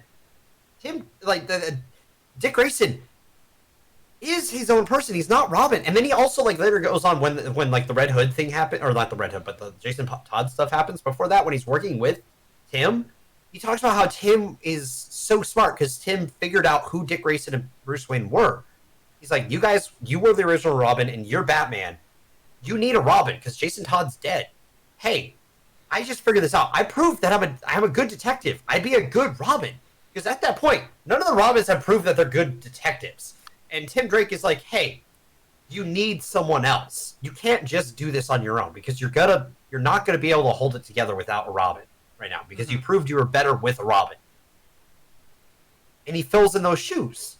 And it's such an iconic moment for them because he talks about the fact that like Tim Drake is the only Robin who really felt like someone who could become the Bat. Like, not that Nightwing couldn't, but Nightwing shouldn't because of who he is. Yeah, Nightwing's a fighter. He's not a detective sleuth. Well, it's not just that. Nightwing is Dick Grayson and himself. Like, he's not the Batman. He's out of the shadow. Tim Drake was someone who was molded to be able to potentially fit into those shoes. And he chose to mold himself into that. And it works, in my opinion. It works as such a growth for Batman. It's such a growth for Tim Drake. And he talks about his developments with Catwoman throughout the thing. Because Catwoman moves in way earlier, by the way. Because she figures out that Bruce Wayne is Batman. Batman doesn't reveal it. She figures it out. I was about to say, it seems like it should be pretty obvious, especially the way they kiss. Yes! I'm pretty sure that's how she figures it out, if I remember correctly. But I could be wrong. It's been a few years since I've read Batman Hush. But yeah. And the scene where, what's his name? Thomas dies, okay? Where's his name? He was the one I actually thought was Hush, actually, if I'm being completely honest. Thomas Elliot. Ding, fucking ding, ding, ding, motherfucker. Okay. He was the one who it was. I was like, he has to be it. He's got, like, the same body type. He's kind of showing off that he's like, I can use Bruce Wayne. And, yeah. Oh, okay. So, I'm now going to be able to get into that part. Because I was kind of waiting for you to piece it together, and this was going to be the part where I kind of, hopefully, sort of hint you at it, and I was right. Cool. I said his name, and it worked. His death scene in this, where the Joker shows up, and we talked about how unemotional this feels, because Batman's just beating the shit out of him and chooses to stop. In the comics, Catwoman and Gordon literally have to pull Batman off of it. You know how emotional that is in the fucking novel? Because Batman is literally at the point he's willing to kill the Joker at this point. After Barbara gets shot in the spine and is paralyzed now. After killing Jason, and now killing his childhood friend, he's finally snapped and ready to do it. And it takes two people to pull him off. That's emotional! Like, when we see it in this film, it's, like, barely established that Batman kind of wants to be friends again with this character. It's, like, kind of established. He's like, but it's not. And really... it's established that they've been meeting at parties occasionally when Bruce decides to do the Bruce Wayne stuff and not the Batman stuff, like, where he has to show up and be, like, slightly human to, like, keep up the persona. It's established that they've probably been meeting at other parties, but he always kind of slips away. In the comic, the graphic novel, Thomas Elliot left after a long period of time. And they hadn't seen each other in years. There's an iconic scene of their childhood where they're standing in front of, like, in one of the trains stations that Bruce's father helped establish as, like, part of the architecture of. Despite the fact that Thomas Wayne was a doctor and a brain surgeon, he also helped establish the train circuit in Gotham City, which is a huge important part of Gotham City. It's the lifeblood of Gotham City. And in a lot of stories, including like Dark Knight or Batman Begins, the Arkham City stories, stuff like that, that train is very important into the stories because it's super important to Gotham. Mm-hmm. And they're in that station, they see can't remember his name, Alex something Green Lantern, like the old, like the Silver Age Green Lantern with like the red suit lantern, fighting someone out there. And they're like, man, I want to be a superhero someday, kind of thing. They're being children. And this is before his parents get killed and all that. Yeah. And Bruce inherits the Wayne fortune. Thomas becomes jealous of him. And suddenly decides he's going to kill his parents. He fails, but they eventually die. But they never find out he was trying to kill them. He fails. I think he was going to try to poison them. It failed, but then they eventually just died of something else. and he still inherited everything. Goes on to be a brain surgeon. He's kind of followed Bruce Wayne's story throughout it, and he kind of pieces together who Batman is. Because he realizes, he starts piecing these things together. He's like, shit, he's Batman. Because he's following this man's life. And in the Arkham series, Arkham Origin, in like that storyline, Thomas Elliot starts cutting up people's faces and becoming Bruce Wayne because he has followed his story for so much. Mm-hmm. And it's like if instead of becoming this version of Hush that's supposed to be in the comics, he becomes so enamored in Bruce that he wants to be Bruce, right? Because of the fortune and all that. While in the other version, in the comics, he becomes enamored in Bruce in a way that he wants to challenge himself against Bruce now. Because he feels that he wants to be the better man. Mm-hmm. And the only way to do that is to kind of beat the Bat then. So, the Riddler does play an important role in this comic. Mm-hmm. Because he's the one who gets told who Bruce is. And they hatch the plan together. Because the Riddler's actually one of Batman's smarter villains. That C-lister. He's a C-lister for sure, okay? Don't get me wrong. But he knows the identity of Batman. And one of the most iconic scenes is actually when they're in the prison cell after everything in the comic that happens. And he comes up to Riddler and he's like, no, Batman walks over to Riddler. He's like, I know you know who I am. But the thing is, you won't and can't tell anyone. And Riddler's like, oh yeah, why is that? Because you can't tell anyone. You have to make it a riddle. You have to make it a question. You have to make someone figure it out. And I'm the only person who figures your shit out. And anyone else who could probably already knows. And the Riddler's just sitting there in his interrogation chair melting away. You're right. All your confidence. He kind of well played, Batman. You're right. I really can't. I can't just walk over to Gordon and be like, hey, Bruce Wayne is Batman. Because I have to make it a challenge for someone. You fucking dick. You got me. So, he's still a C-lister that knows who Batman is. Mm-hmm. Big whoop.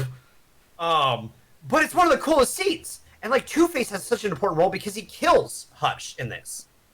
And the thing is, throughout the thing, every villain's kind of saying, hush, Batman, hush. They kind of hint at who the villain is, hinting at it. You already know. But, it's such a cool, oh man, this is such a lot of buildup for when they actually fight. Because, he's fought Two-Faced, or he's fought Clay-Faced Jason Todd version. And in this, Two-Face has had a facial reconstruction on his face. He's back to being Harvey Dent. He's trying to be a citizen again. Relapses hardcore and goes back to being Two-Face, but you can't expect that from someone with such split personality disorder to not maybe relapse, especially in a city like Gotham. Sorry. And one of the things that triggers it is the fact that he wants to save Batman and prove that he's a good guy, but he has to kill someone, which is so against who Harvey Dent was. And he shoots Hush off the bridge, and you don't quite know if Hush actually dies or not because he falls off the Gotham Bridge. And they don't find the body. So you don't know if he lived or not. It leaves it open-ended. Doesn't die. But there's so much into it, right? And there's so much build-up throughout this entire thing, right? And then it ends with the scene with the Catwoman Batman scene. And Batman's talking a lot, and all of a sudden, as they kiss, and then Catwoman pulls away, she's like, hush. Batman's like, what did you say? What did you say? He freaks the fuck out. Because every other villain has been saying, hush. And he's like, are you in on it? What's going on? And it shows this is the story of Batman because he can't trust yet. He hasn't gotten to that point. And why Tom King's run works so well, because he's finally gotten to a point where he can trust Selina and wants to marry Selina and wants to be with Selina. It adds so much to the Batman mythos in just that one scene. And we don't get that because it's thrown away for you can't let him die. You have to save him. You're broken. You can't do this. And Selina walks away. That's nowhere near as impactful. Yeah, it's a power moment for Selina, but it doesn't work that way. Because in the scene too, Selena's like, "What the fuck is going on? You're freaking the fuck out for nothing. I'm not with him. I've proved that because I've been with you this entire time. Like, what the hell?" And they kind of just like they both have that impasse, and they're like, "You know what? This isn't gonna work right now." And they just kind of go their opposite ways. Mm-hmm. And it works so well, and it's just thrown away for that. I was about to say, that was something I thought about while watching this movie. I was like, Selena has vibes of, like, she's still kind of being controlled. So what if that was kind of a plot twist that happens? And it never really happened in this film. Like, even if it's not even, like, even if it was alluded to, I would have been happy. Because they kind of foreshadow it a little bit. I mean, they show that she was mind-controlled at one point, but then past that point, the entire time I was like, she can't just be doing this on her own free will. There's no way that suddenly out of nowhere for however many months that they've been doing this, Batman and Catwoman have been teaming up and it's not all over the news. And it's like, yeah. And there's only one villain in this movie who say, "Hush, Batman." And it's Hush. It is! Because the fact... Okay, so the Lazarus Pit thing that happens, like, he talks to Raish about it. He's like, "Hey, what happened? The Lazarus Pit got moved." Yes, actually, fun fact, Riddler did get brought back. Because Riddler had a tumor and all that stuff, and he's in on this. Like, he's like, okay. Like, I'm gonna die. And, like, Thomas is like, okay, too. I can't help you.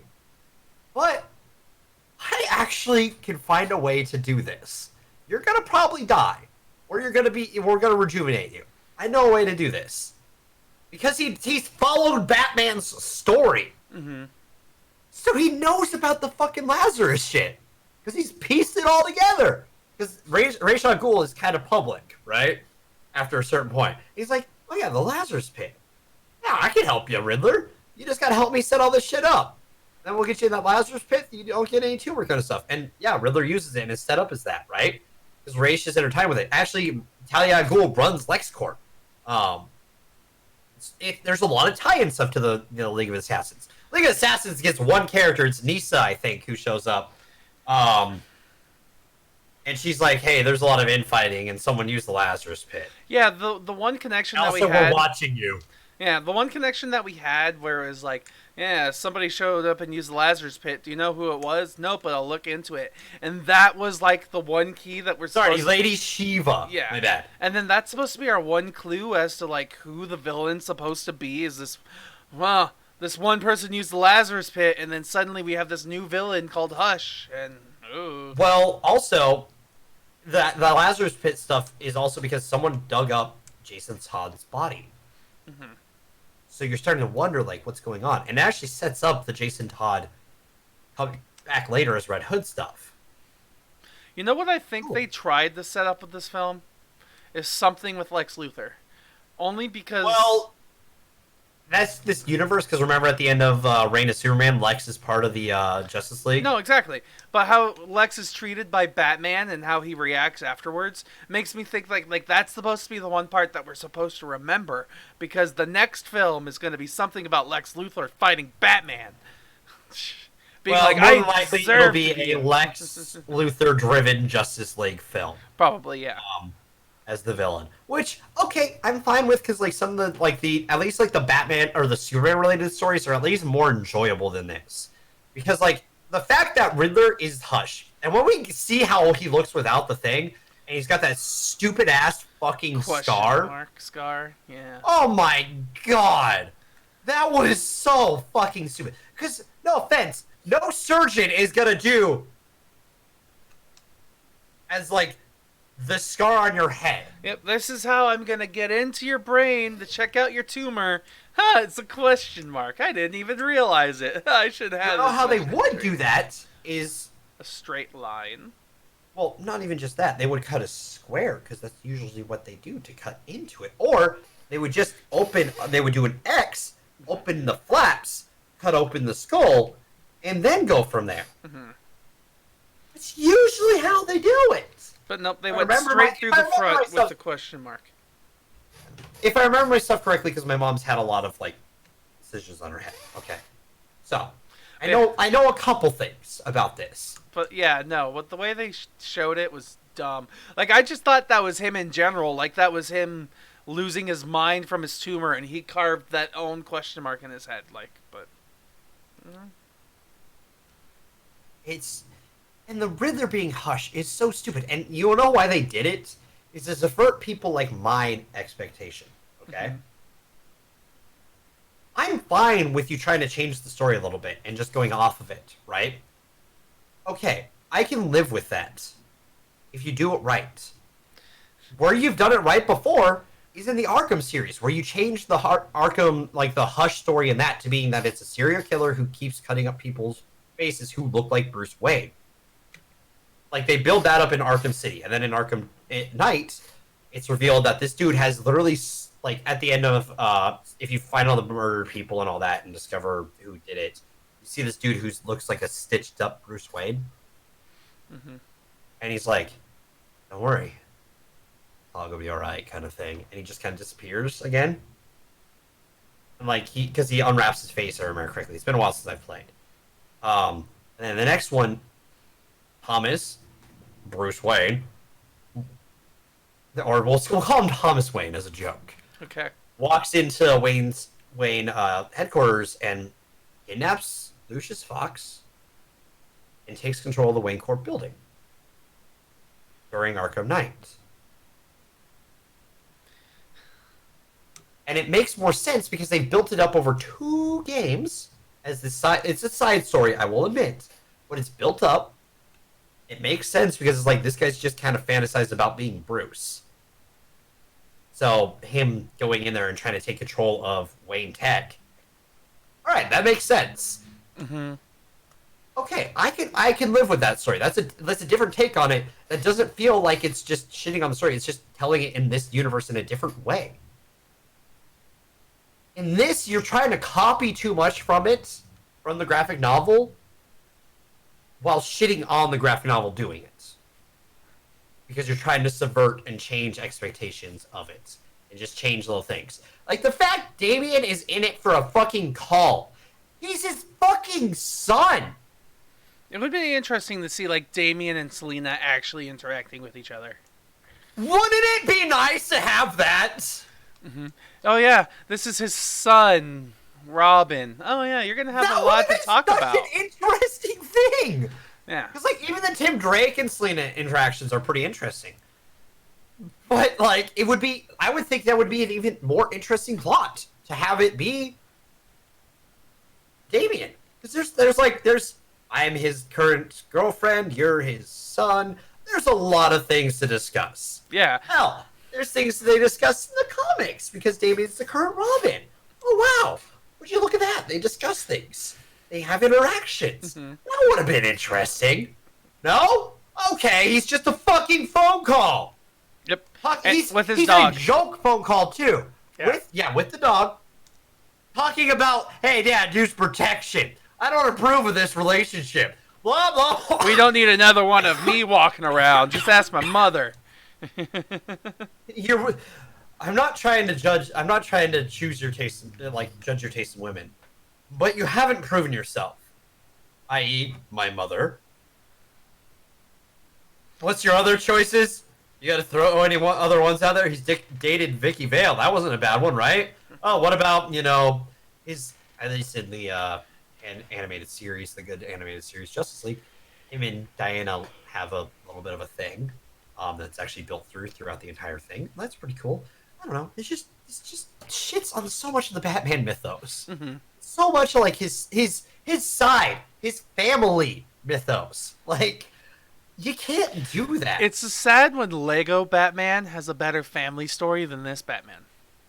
Right? Like that new. I saw the trailer for that new, like the one with Red Hood in it, mm-hmm. And like it looks more entertaining and more interesting with just the one little like scene that I saw from the a trailer from it. That like one of the this is a scene from this. And I watched it. I was more entertained with that one like 2-minute scene that I saw with Red Hood interacting with Dick Grayson, with Woman, Alfred, Damian, and Batman than with anything in this film. Mm-hmm. Because this film doesn't give a shit about the Bat family. Not really, no. I think that I've ranted myself out. Okay. You've covered a lot of stuff. I don't really have much else to say, in all honesty. I haven't even covered everything that happens. Because it just butchers a lot of stuff in this movie. and It does. it's not good. Basically, my biggest complaint is just like, I don't know the backstory, so I don't care that ultimate. Like, I mean, I kind of care, but like, I don't ultimately care as much as you do that they butchered as much as they did. What makes me angry And is that's just, fair. yeah. What makes me mad about this film is just how they put it together, where it's just we have loose connection here to loose connection here to we have something that's suggested at here, and then something like what happened to the whole like he messed up his head. Why wasn't that a plot line thing again where he's fighting It was people to get and, like, that suit. That was in there just so Batman could go from the dark suit into the light suit we see in the comics. I get that. That's seriously why it's there. Yeah, but then the whole rest of the Because- time they could mention like when he fights Bane again, he gets hit in the head. And he's like, "Ah, I can't do this," and that's why Selina jumps in, and then him and Selina start working together, and then they get or Ivy, and for some reason Ivy decides to run to Metropolis, and then somehow manages to hypnotize Superman, which we have no idea how that works out. And then from there, we're suddenly back in Gotham for an opera, and our best friend dies, which I guess he's the best friend, but it wasn't. It was barely explained, so suddenly he's There's a beating up riddle. Joker. Remember the riddle. What's what's more expensive, the fury you have, or more valuable, the fewer you have? Friends, yeah. And Thomas's body drops. Well, yeah, I get that, but like, I got that was like a little bit of a I'm gonna. It's not. I know. mess I'm with- saying it's not set up well. No. That's how they kind of set it up. Like they do it in one line. Well, I mean, that was the setup for that one moment for when he drops down. Was supposed to be the setup was like they're supposed to be friends somehow, and I never saw that they were established friends. They barely established that, and then I agree. Yeah, It's like throwaway lines that's supposed to be like, hey, they have a relationship, they're friends. Exactly. Oh, that's this whole thing. It's just throwaway lines that connect them together. Like, the whole reason that Batman and Selina started doing a thing is because Selina's like, I have the information, and I'm gonna kiss you, and now you're in love with me because I kiss you. But she's not Poison Ivy, so like, it's. well, they've had history before. I also understand that. Like, I'm just not in this universe. Yeah, in the context of this film and only this film, as like that, there is no backstory. There's no connection between anything, and that's what irritates me. Like, sure, You want to know how they did it in the graphic novel? not really, but The monologue. yeah, The monologue is so important to this. Like, having Batman's inner thoughts throughout this. Like, I know narration can get annoying, It's but in very this annoying. film would have been great. Just hearing, like, Batman process what's going on and kind of talking himself through everything. Mm-hmm. And kind of so you understand what's going on. Like, yeah, it's some exposition. it but, would have like, been. I'm almost thinking of this as like a noir Casablanca. it's a kinda. noir comic. Yeah. That's what it is. Yeah, where it's supposed to be like almost where he's sitting there. Yes, I met this woman again today. As he's like, That's driving. kind of how it goes. Yeah. You're not wrong. That would have been so much better. Like, just that would have given this that style that the graphic novel felt. But nope. It just no. It just throws so much away. And like, I would be fine if it at least felt like a decent movie as well. I would give this more credit, but it doesn't. It's a very bland take on the Batman, and just showing off the rogues gallery. Yep, and then it ends with just suddenly they decide, that's the end of our relationship because you won't change. That's it. That's all. You can't not let someone to die because, like, I understand what Catwoman did, right? Yeah, he would have died there, 100%. And she Yeah. saved him, and their relationship together, and all of this stuff. But he just couldn't give that up. He couldn't lose the fact that he just lost somebody. Except hey. the pedestrians behind him. Yeah, because that is not set up in this film if you watch the rest of the film. Because he literally lets fucking civilians die. You can't play the Batman never lets anyone die rule as so important if you literally have a scene where he's just driving by as people just got fucking blown up. That's literally the only way I can summarize this. You can't have the end punch that's supposed to be such a gut punch in the graphic novel that this just can't work right now because of this reason. being something that you've literally thrown by the wayside onto the curb, spat on, then shoved his face in the sewer, had it drown down there for a little bit. Pennywise played with it, threw it back You're out. exaggerating a little bit, but I am. But that's what it feels like. Because it's so blatantly that he disregarded that rule, because you see it hit a fucking vehicle. You see that rocket launcher hit the other lane of traffic. You see it hit a vehicle. I'm sorry. terms of a whole. Chasing. But that's the thing. Batman would have stopped the rockets. He has stuff to do that. He would have just put the Batmobile in front of it. But he was distracted by Nightwing's conversation about Selina. Batman doesn't get distracted by that because he knows how to. Because he's Batman. Batman. Do shit. Because he's Batman. I'm Batman. It's just. Oh god. That's the only way I can summarize this. Like, you can't have that try to be your gut punch at the end. Why they can't work. It doesn't matter throughout the rest of the film. It just doesn't. Because Batman, there's a scene where there's gunfire, and Batman's just running by civilians, letting this gunfire happen around a crowd of civilians. Which, by the way, aren't reacting as the firing's happening. They're just you just hear them yelling, and you just see them sitting there like crouched down like this. Like they're not even like fully crouched down. It just kind of looks like they lowered the audience. Was this the movie, or was it the other one where Batman's running down a hallway with Gatling guns firing at him, and he stands still for like 2 seconds? That's this one. Like he throws a batarang and he stands still That's for this 2 one. seconds as the Gatling guns are shooting all over him, but he's totally fine. And then he catches the blade. This one, and then, yeah. where he throws it at one and then throws another batarang through 3. Why did you just throw the first one through all 4? Or even 2 and 2. That would make more sense. But yeah. And why did you stop to throw them? You're Batman. You've thrown these running before. Have you not? yeah, It's just it does so much bad wrong. animation there. Let's stop Ugh. talking about how bad this film is. We're talking about some good news. Sure. Yeah, let's go to the news. We're moving on to the news. Okay. Well, I think I hit the right button. I think we're in the news. Yes, we're in the news. Okay. Something cool happened this morning. So what was that cool thing that happened this morning, Dev? Ash Ketchum has won the Alolan Pokemon League. Don't worry about, like, there's some things that I have problems with this. I'll talk about that a little bit. But it's cool. It's cool because, like, people talked about it. He should have won several other leagues, especially last season in the Kalos, because he had, like, a fully evolved team. It's the first time he's ever had, like, a stacked team. That's what I didn't he get second place in the Kalos region? Oh, let me pull up his Kalos team.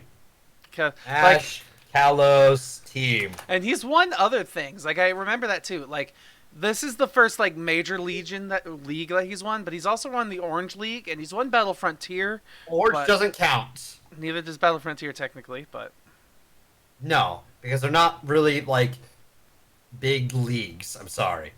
But his team going in to battle the elite, like the Pokemon League, all right? He has Pikachu, who's pretty OP. He's evolved his Fletchling to a Fletchcinder to a Talonflame. He has a third form there, right? He has Udalichiana, who's a flying fighting type, if I remember correctly. He has a Pokemon he got from an egg called a Nolabat, who's evolved into Novalvine, who's a flying poison, I believe. He had a Gloomy evolved into Sliggoo to Goldra, who's a dragon-type Pokemon. He had a fucking dragon-type Pokemon. Chasing's pretty yelling at fucking you, good. and she's not. You're not paying attention. Orange doesn't count because it's not an official league. I'm sorry. There's no official, like, in my opinion. Also, it's only like 5 gym battles. The rest of this is a tournament that he's gone through. All right? He's gone through like a full-on tournament to get there. And I'll pull him up. Every other one that he's had a tournament for, this year. Chasing's reply. It doesn't, like, in the grand scheme compared to the other leagues, in my opinion, it doesn't. Like, it doesn't make as much of a difference. Because, like, all the other ones have at least been like a top 16 situation, which means there's a lot of people probably entered into this. Because Kanto League, he got top 16. Johto League, he got top 8. Hoenn, he got top 8. Sinnoh, top 4. Unova, top 8. Kalos, second. And then finally, 20 years later, he's got... I haven't even gotten to the best Pokemon on his team. He had a Froakie who's gone in the Frogar to Greninja, right? Greninja? The frog-type Pokemon? Who ended up getting such a good bond with Ash, surpassed its limits, and become the Ash Greninja, which had this like red hair and black hair with some red highlights on him, which only happens once every 100 years with Greninja, where it bonds so well with a human being that it changes its form. And still lost against a fire-type Pokemon! I was about to say, it sounds like to me Ash has a lot of poison and flying Pokemon in his setup right now, but... Yeah, but he had a poison water type against a fire dragon type. He still has the advantage, because it was against the Mega Evolved X form Charizard, if I remember correctly. The black one, the dragon version. He still has advantage. So he should have won. Yes, he lost. I know. Trust me. It's the battle of the cutest you wonder Pokemon. what his team is. Yeah, and he had a full roster, all as evolved as possible besides Pikachu, okay? That we can all admit, right? Sure, yes, absolutely. You wanna know his fucking Alolan team? I'm pretty sure it was all like first level forms, like a Sneevil and a Pikachu. And what is it? I have no idea. So we had, yes, Pikachu, of course. It's who he has every the region he goes to, right? Makes sense. Oh, fuck, the Sun and Moon plot is fucking huge. Holy shit. Okay, so we had Rowlet, the grass basic form Pokemon. He had Torracat, the evolved form of Litten, a second form out of 3 Pokemon possible. He had a Rock Huff that evolved into Lunarock into Night Mode Lunarock, right? Which is a rare thing and really fucking cool. And Miltank into Melmetal, who's a mythic Pokemon, the only mythic Pokemon I think Ash has ever owned, which is cool. But he has still an open spot for a Pokemon that he never fills. He won this league with 2, like, fucking Rowlet. I'm sorry, Rowlet can evolve into a ghost grass type.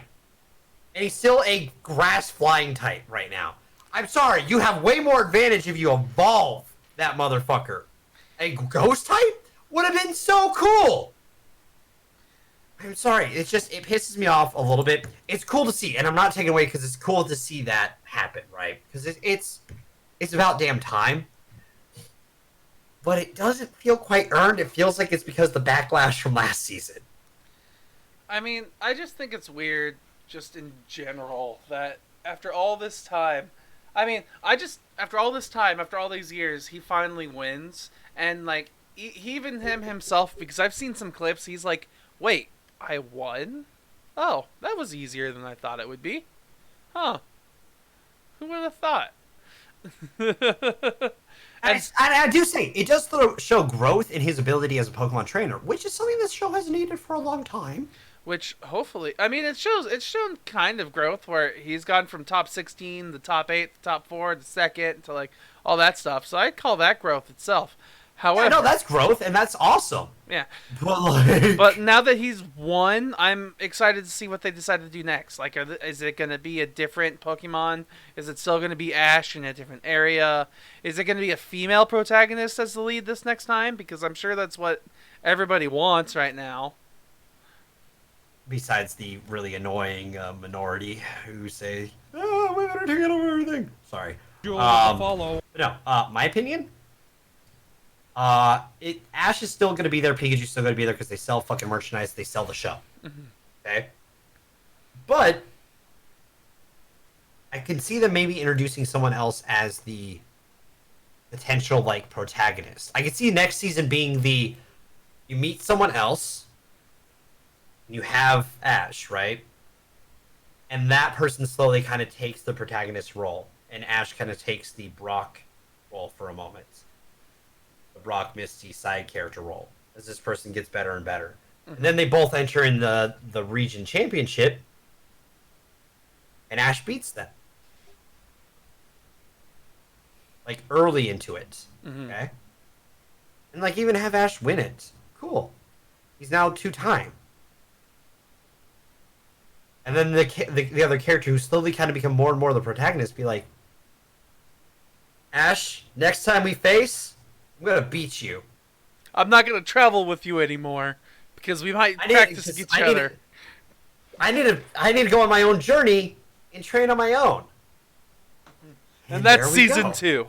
That continues on to the next, like maybe even the next region. Like have that be the arc for the next show. I think that'd be cool. I know Pokemon is more than Ash, like outside of the show, especially. But Ash is the heart of the show. So, in my opinion, you have to have at least the passing of the torch. Mm-hmm. Because if you don't have that, it's going to feel abrasive to longtime fans of the show.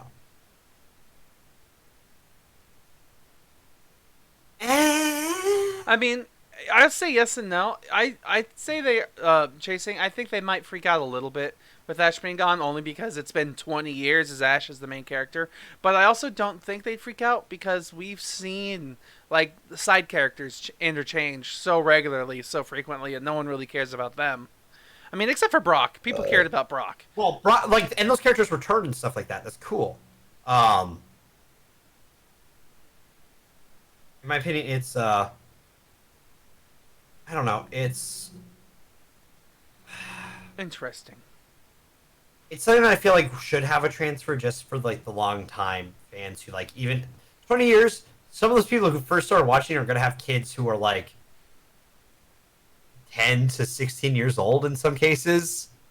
Because let's say they watched kids shows as a high schooler, right? People who do that.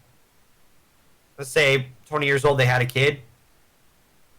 As they, like right out of high school. So there's people who are gonna have kids at this point who've watched that entire show and have shown the show to them, right? They went and like probably own all the seasons or something like that, or have access to all the seasons so they can show their kid the whole arc, and like get to this point where now they're caught up and they're watching the show together, and like they just got done with that season and they're like, all right, let's see what happens next. It would feel a little abrasive if it was completely someone else.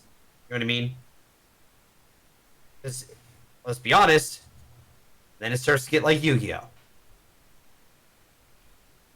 Yu-Gi-Oh's quality dropped when you just changed the protagonist. You had GX. Jason sucked. I think his name was Jason. He sucked. You rocked that Scyther Red. Man, did he suck. What would have been cool is have Yugi as his mentor, teaching him how to play and get him better. And then get to a point where Yugi steps away, and Jason's taking on that role as being one of the top duelists. Hey. And kind of have that, like, passing of the torch occasionally.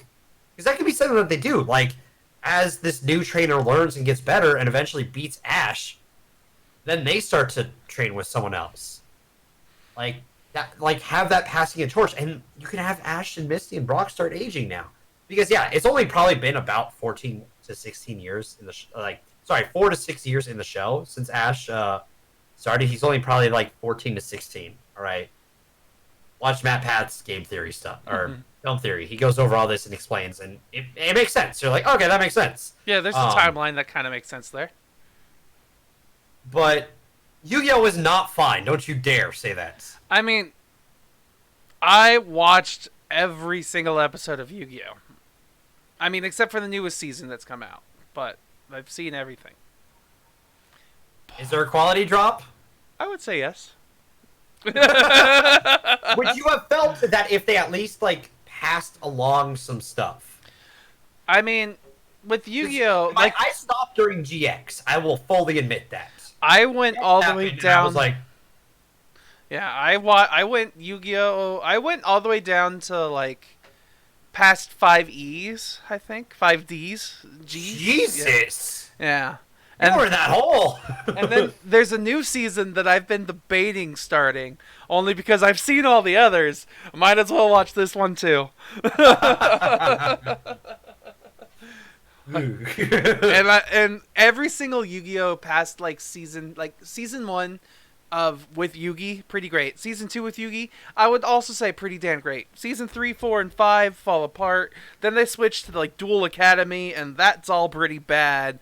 Then they do Duel Academy. Yeah. Then Is next the bike one? I think next was the bike one. Oh. Yeah. Oh yeah. Oh man. That's why I think for Pokemon, it would make more sense story wise to have a transfer of the torch. Mm-hmm. So yeah, I just don't see why not. Jaden, that's his name, Jaden. Fucking Jaden, God. From Duel Academy, in his My Hero cards will tear you apart. His cards were cool. I'll admit that. He just couldn't duel for shit. He was worse than Joey. A lot of his stuff was luck mechanics. I mean, Joey was all luck mechanic, which I thought was kind of funny, is you could see the different types. That was one thing that I love that they did in the original Yu-Gi-Oh! Is they showed more different kinds of decks. They had the control variants, they had the mid-range, they had the luck variation kinds, but then later in the series it was all just, I play the exact same deck with a variation on the exact same gimmick. And... yeah. And the fact that, no offense, Yugi doesn't lose. Yeah, it's because Yugi loses one duel, and it's not Yugi who loses. It's actually Yugi, the Pharaoh who loses it during Shadow Realms shit. No, yeah, he plays the Shadow Realms card and blocks Yugi out, and Yugi eventually breaks out and trades places and goodbye, Pharaoh.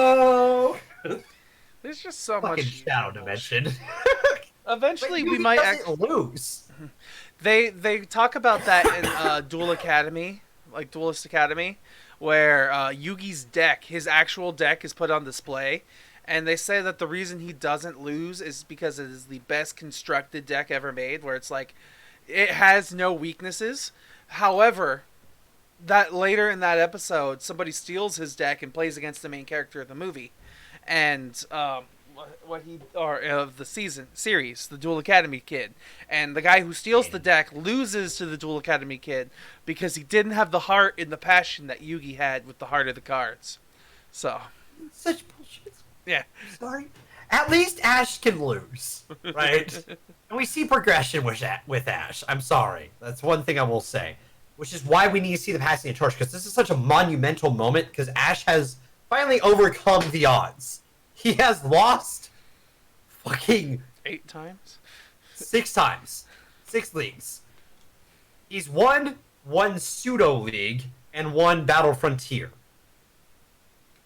Which is more just a different kind of competition, right? I'm just imagining that the people I'm just saying I can imagine you being in the Pokemon world and talking to Ash Ketchum. It's how's it feel like being an actual Pokemon master? He's but I've won those competitions don't count. Okay. In that universe, maybe in that universe it sort of counts, but it doesn't really count because also Tracy was in those seasons. I don't even remember who that is, so. The dude who hangs out with Professor Oak now, who's the red bandana. Oh, and the blue shirt, yeah. Okay. Yeah, that guy. That's that time when Brock was gone. Orange Islands is Tracy time when he has Meryl. Okay. Fucking blue Pikachu bullshit. Before Meryl had fairy type, which made it cool again. Okay. I'm running out of time here, Dev, because I have that early morning. Probably bounce. Okay. All right. No other news other than what we're talking about next week. So, next week. Are you excited for next week's movie, Dev?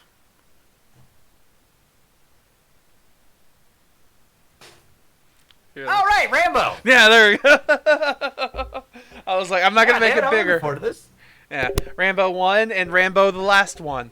So, I don't know what order they are, but still, Rambo First Blood for Rambo Last Blood. Nothing in between. We're gonna see how it goes and the difference between the very first and the very last. Hopefully the very I've last. seen all but the one before Last Blood. I've seen First Blood once, and I think I've seen the second one. I can't remember what it's called, but I haven't seen anything else. Rambo 2, First Blood. Or, like, it's Rambo First Blood 2. Yeah, something silly. It's kind of a really weird title. So. Because the first one isn't technically called Rambo First Blood. It's technically just called First Blood. The second one, I think, is called Rambo 2, parentheses First Blood. I can't remember exactly what it is, but it's got, like, First Blood thrown in there being like, hey, this is a sequel to that. It's really awkward. I love how you still have a mad chasing on the other side, just barking at us.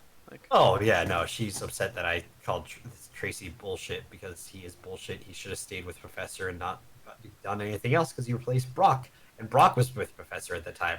Yeah, Tracy shows up. Brock's like, yeah, I'm just going to go study with the Professor for a little bit. And then Tracy and him swap places, and then Tracy's just pushed to the background. Never be seen again during Hoenn. Yep. And even if he was, I don't know because I stopped watching during Hoenn. All right. Well, I think we're done here. We're done here. There's probably other news that I wanted to talk about, but after we've been live for a while now, I don't have much time left. We're done here. Yeah, Discord, YouTube, Twitter. We've got the stuff. Check us out here at 6 p.m. Pacific Standard Time, Monday through Thursday, where we have all these awesome shows, and we have the VODs and stuff we upload to YouTube. Join our Discord. We're going to start tweeting and being more active eventually. It's going to happen. But yeah. It's just certain things we're working on stuff, so just don't worry. Yeah, exactly.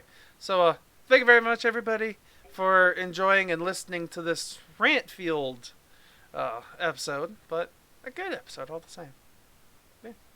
Bye, everyone. Bye. And yeah, we're all superheroes here. Fuck Batman Hush!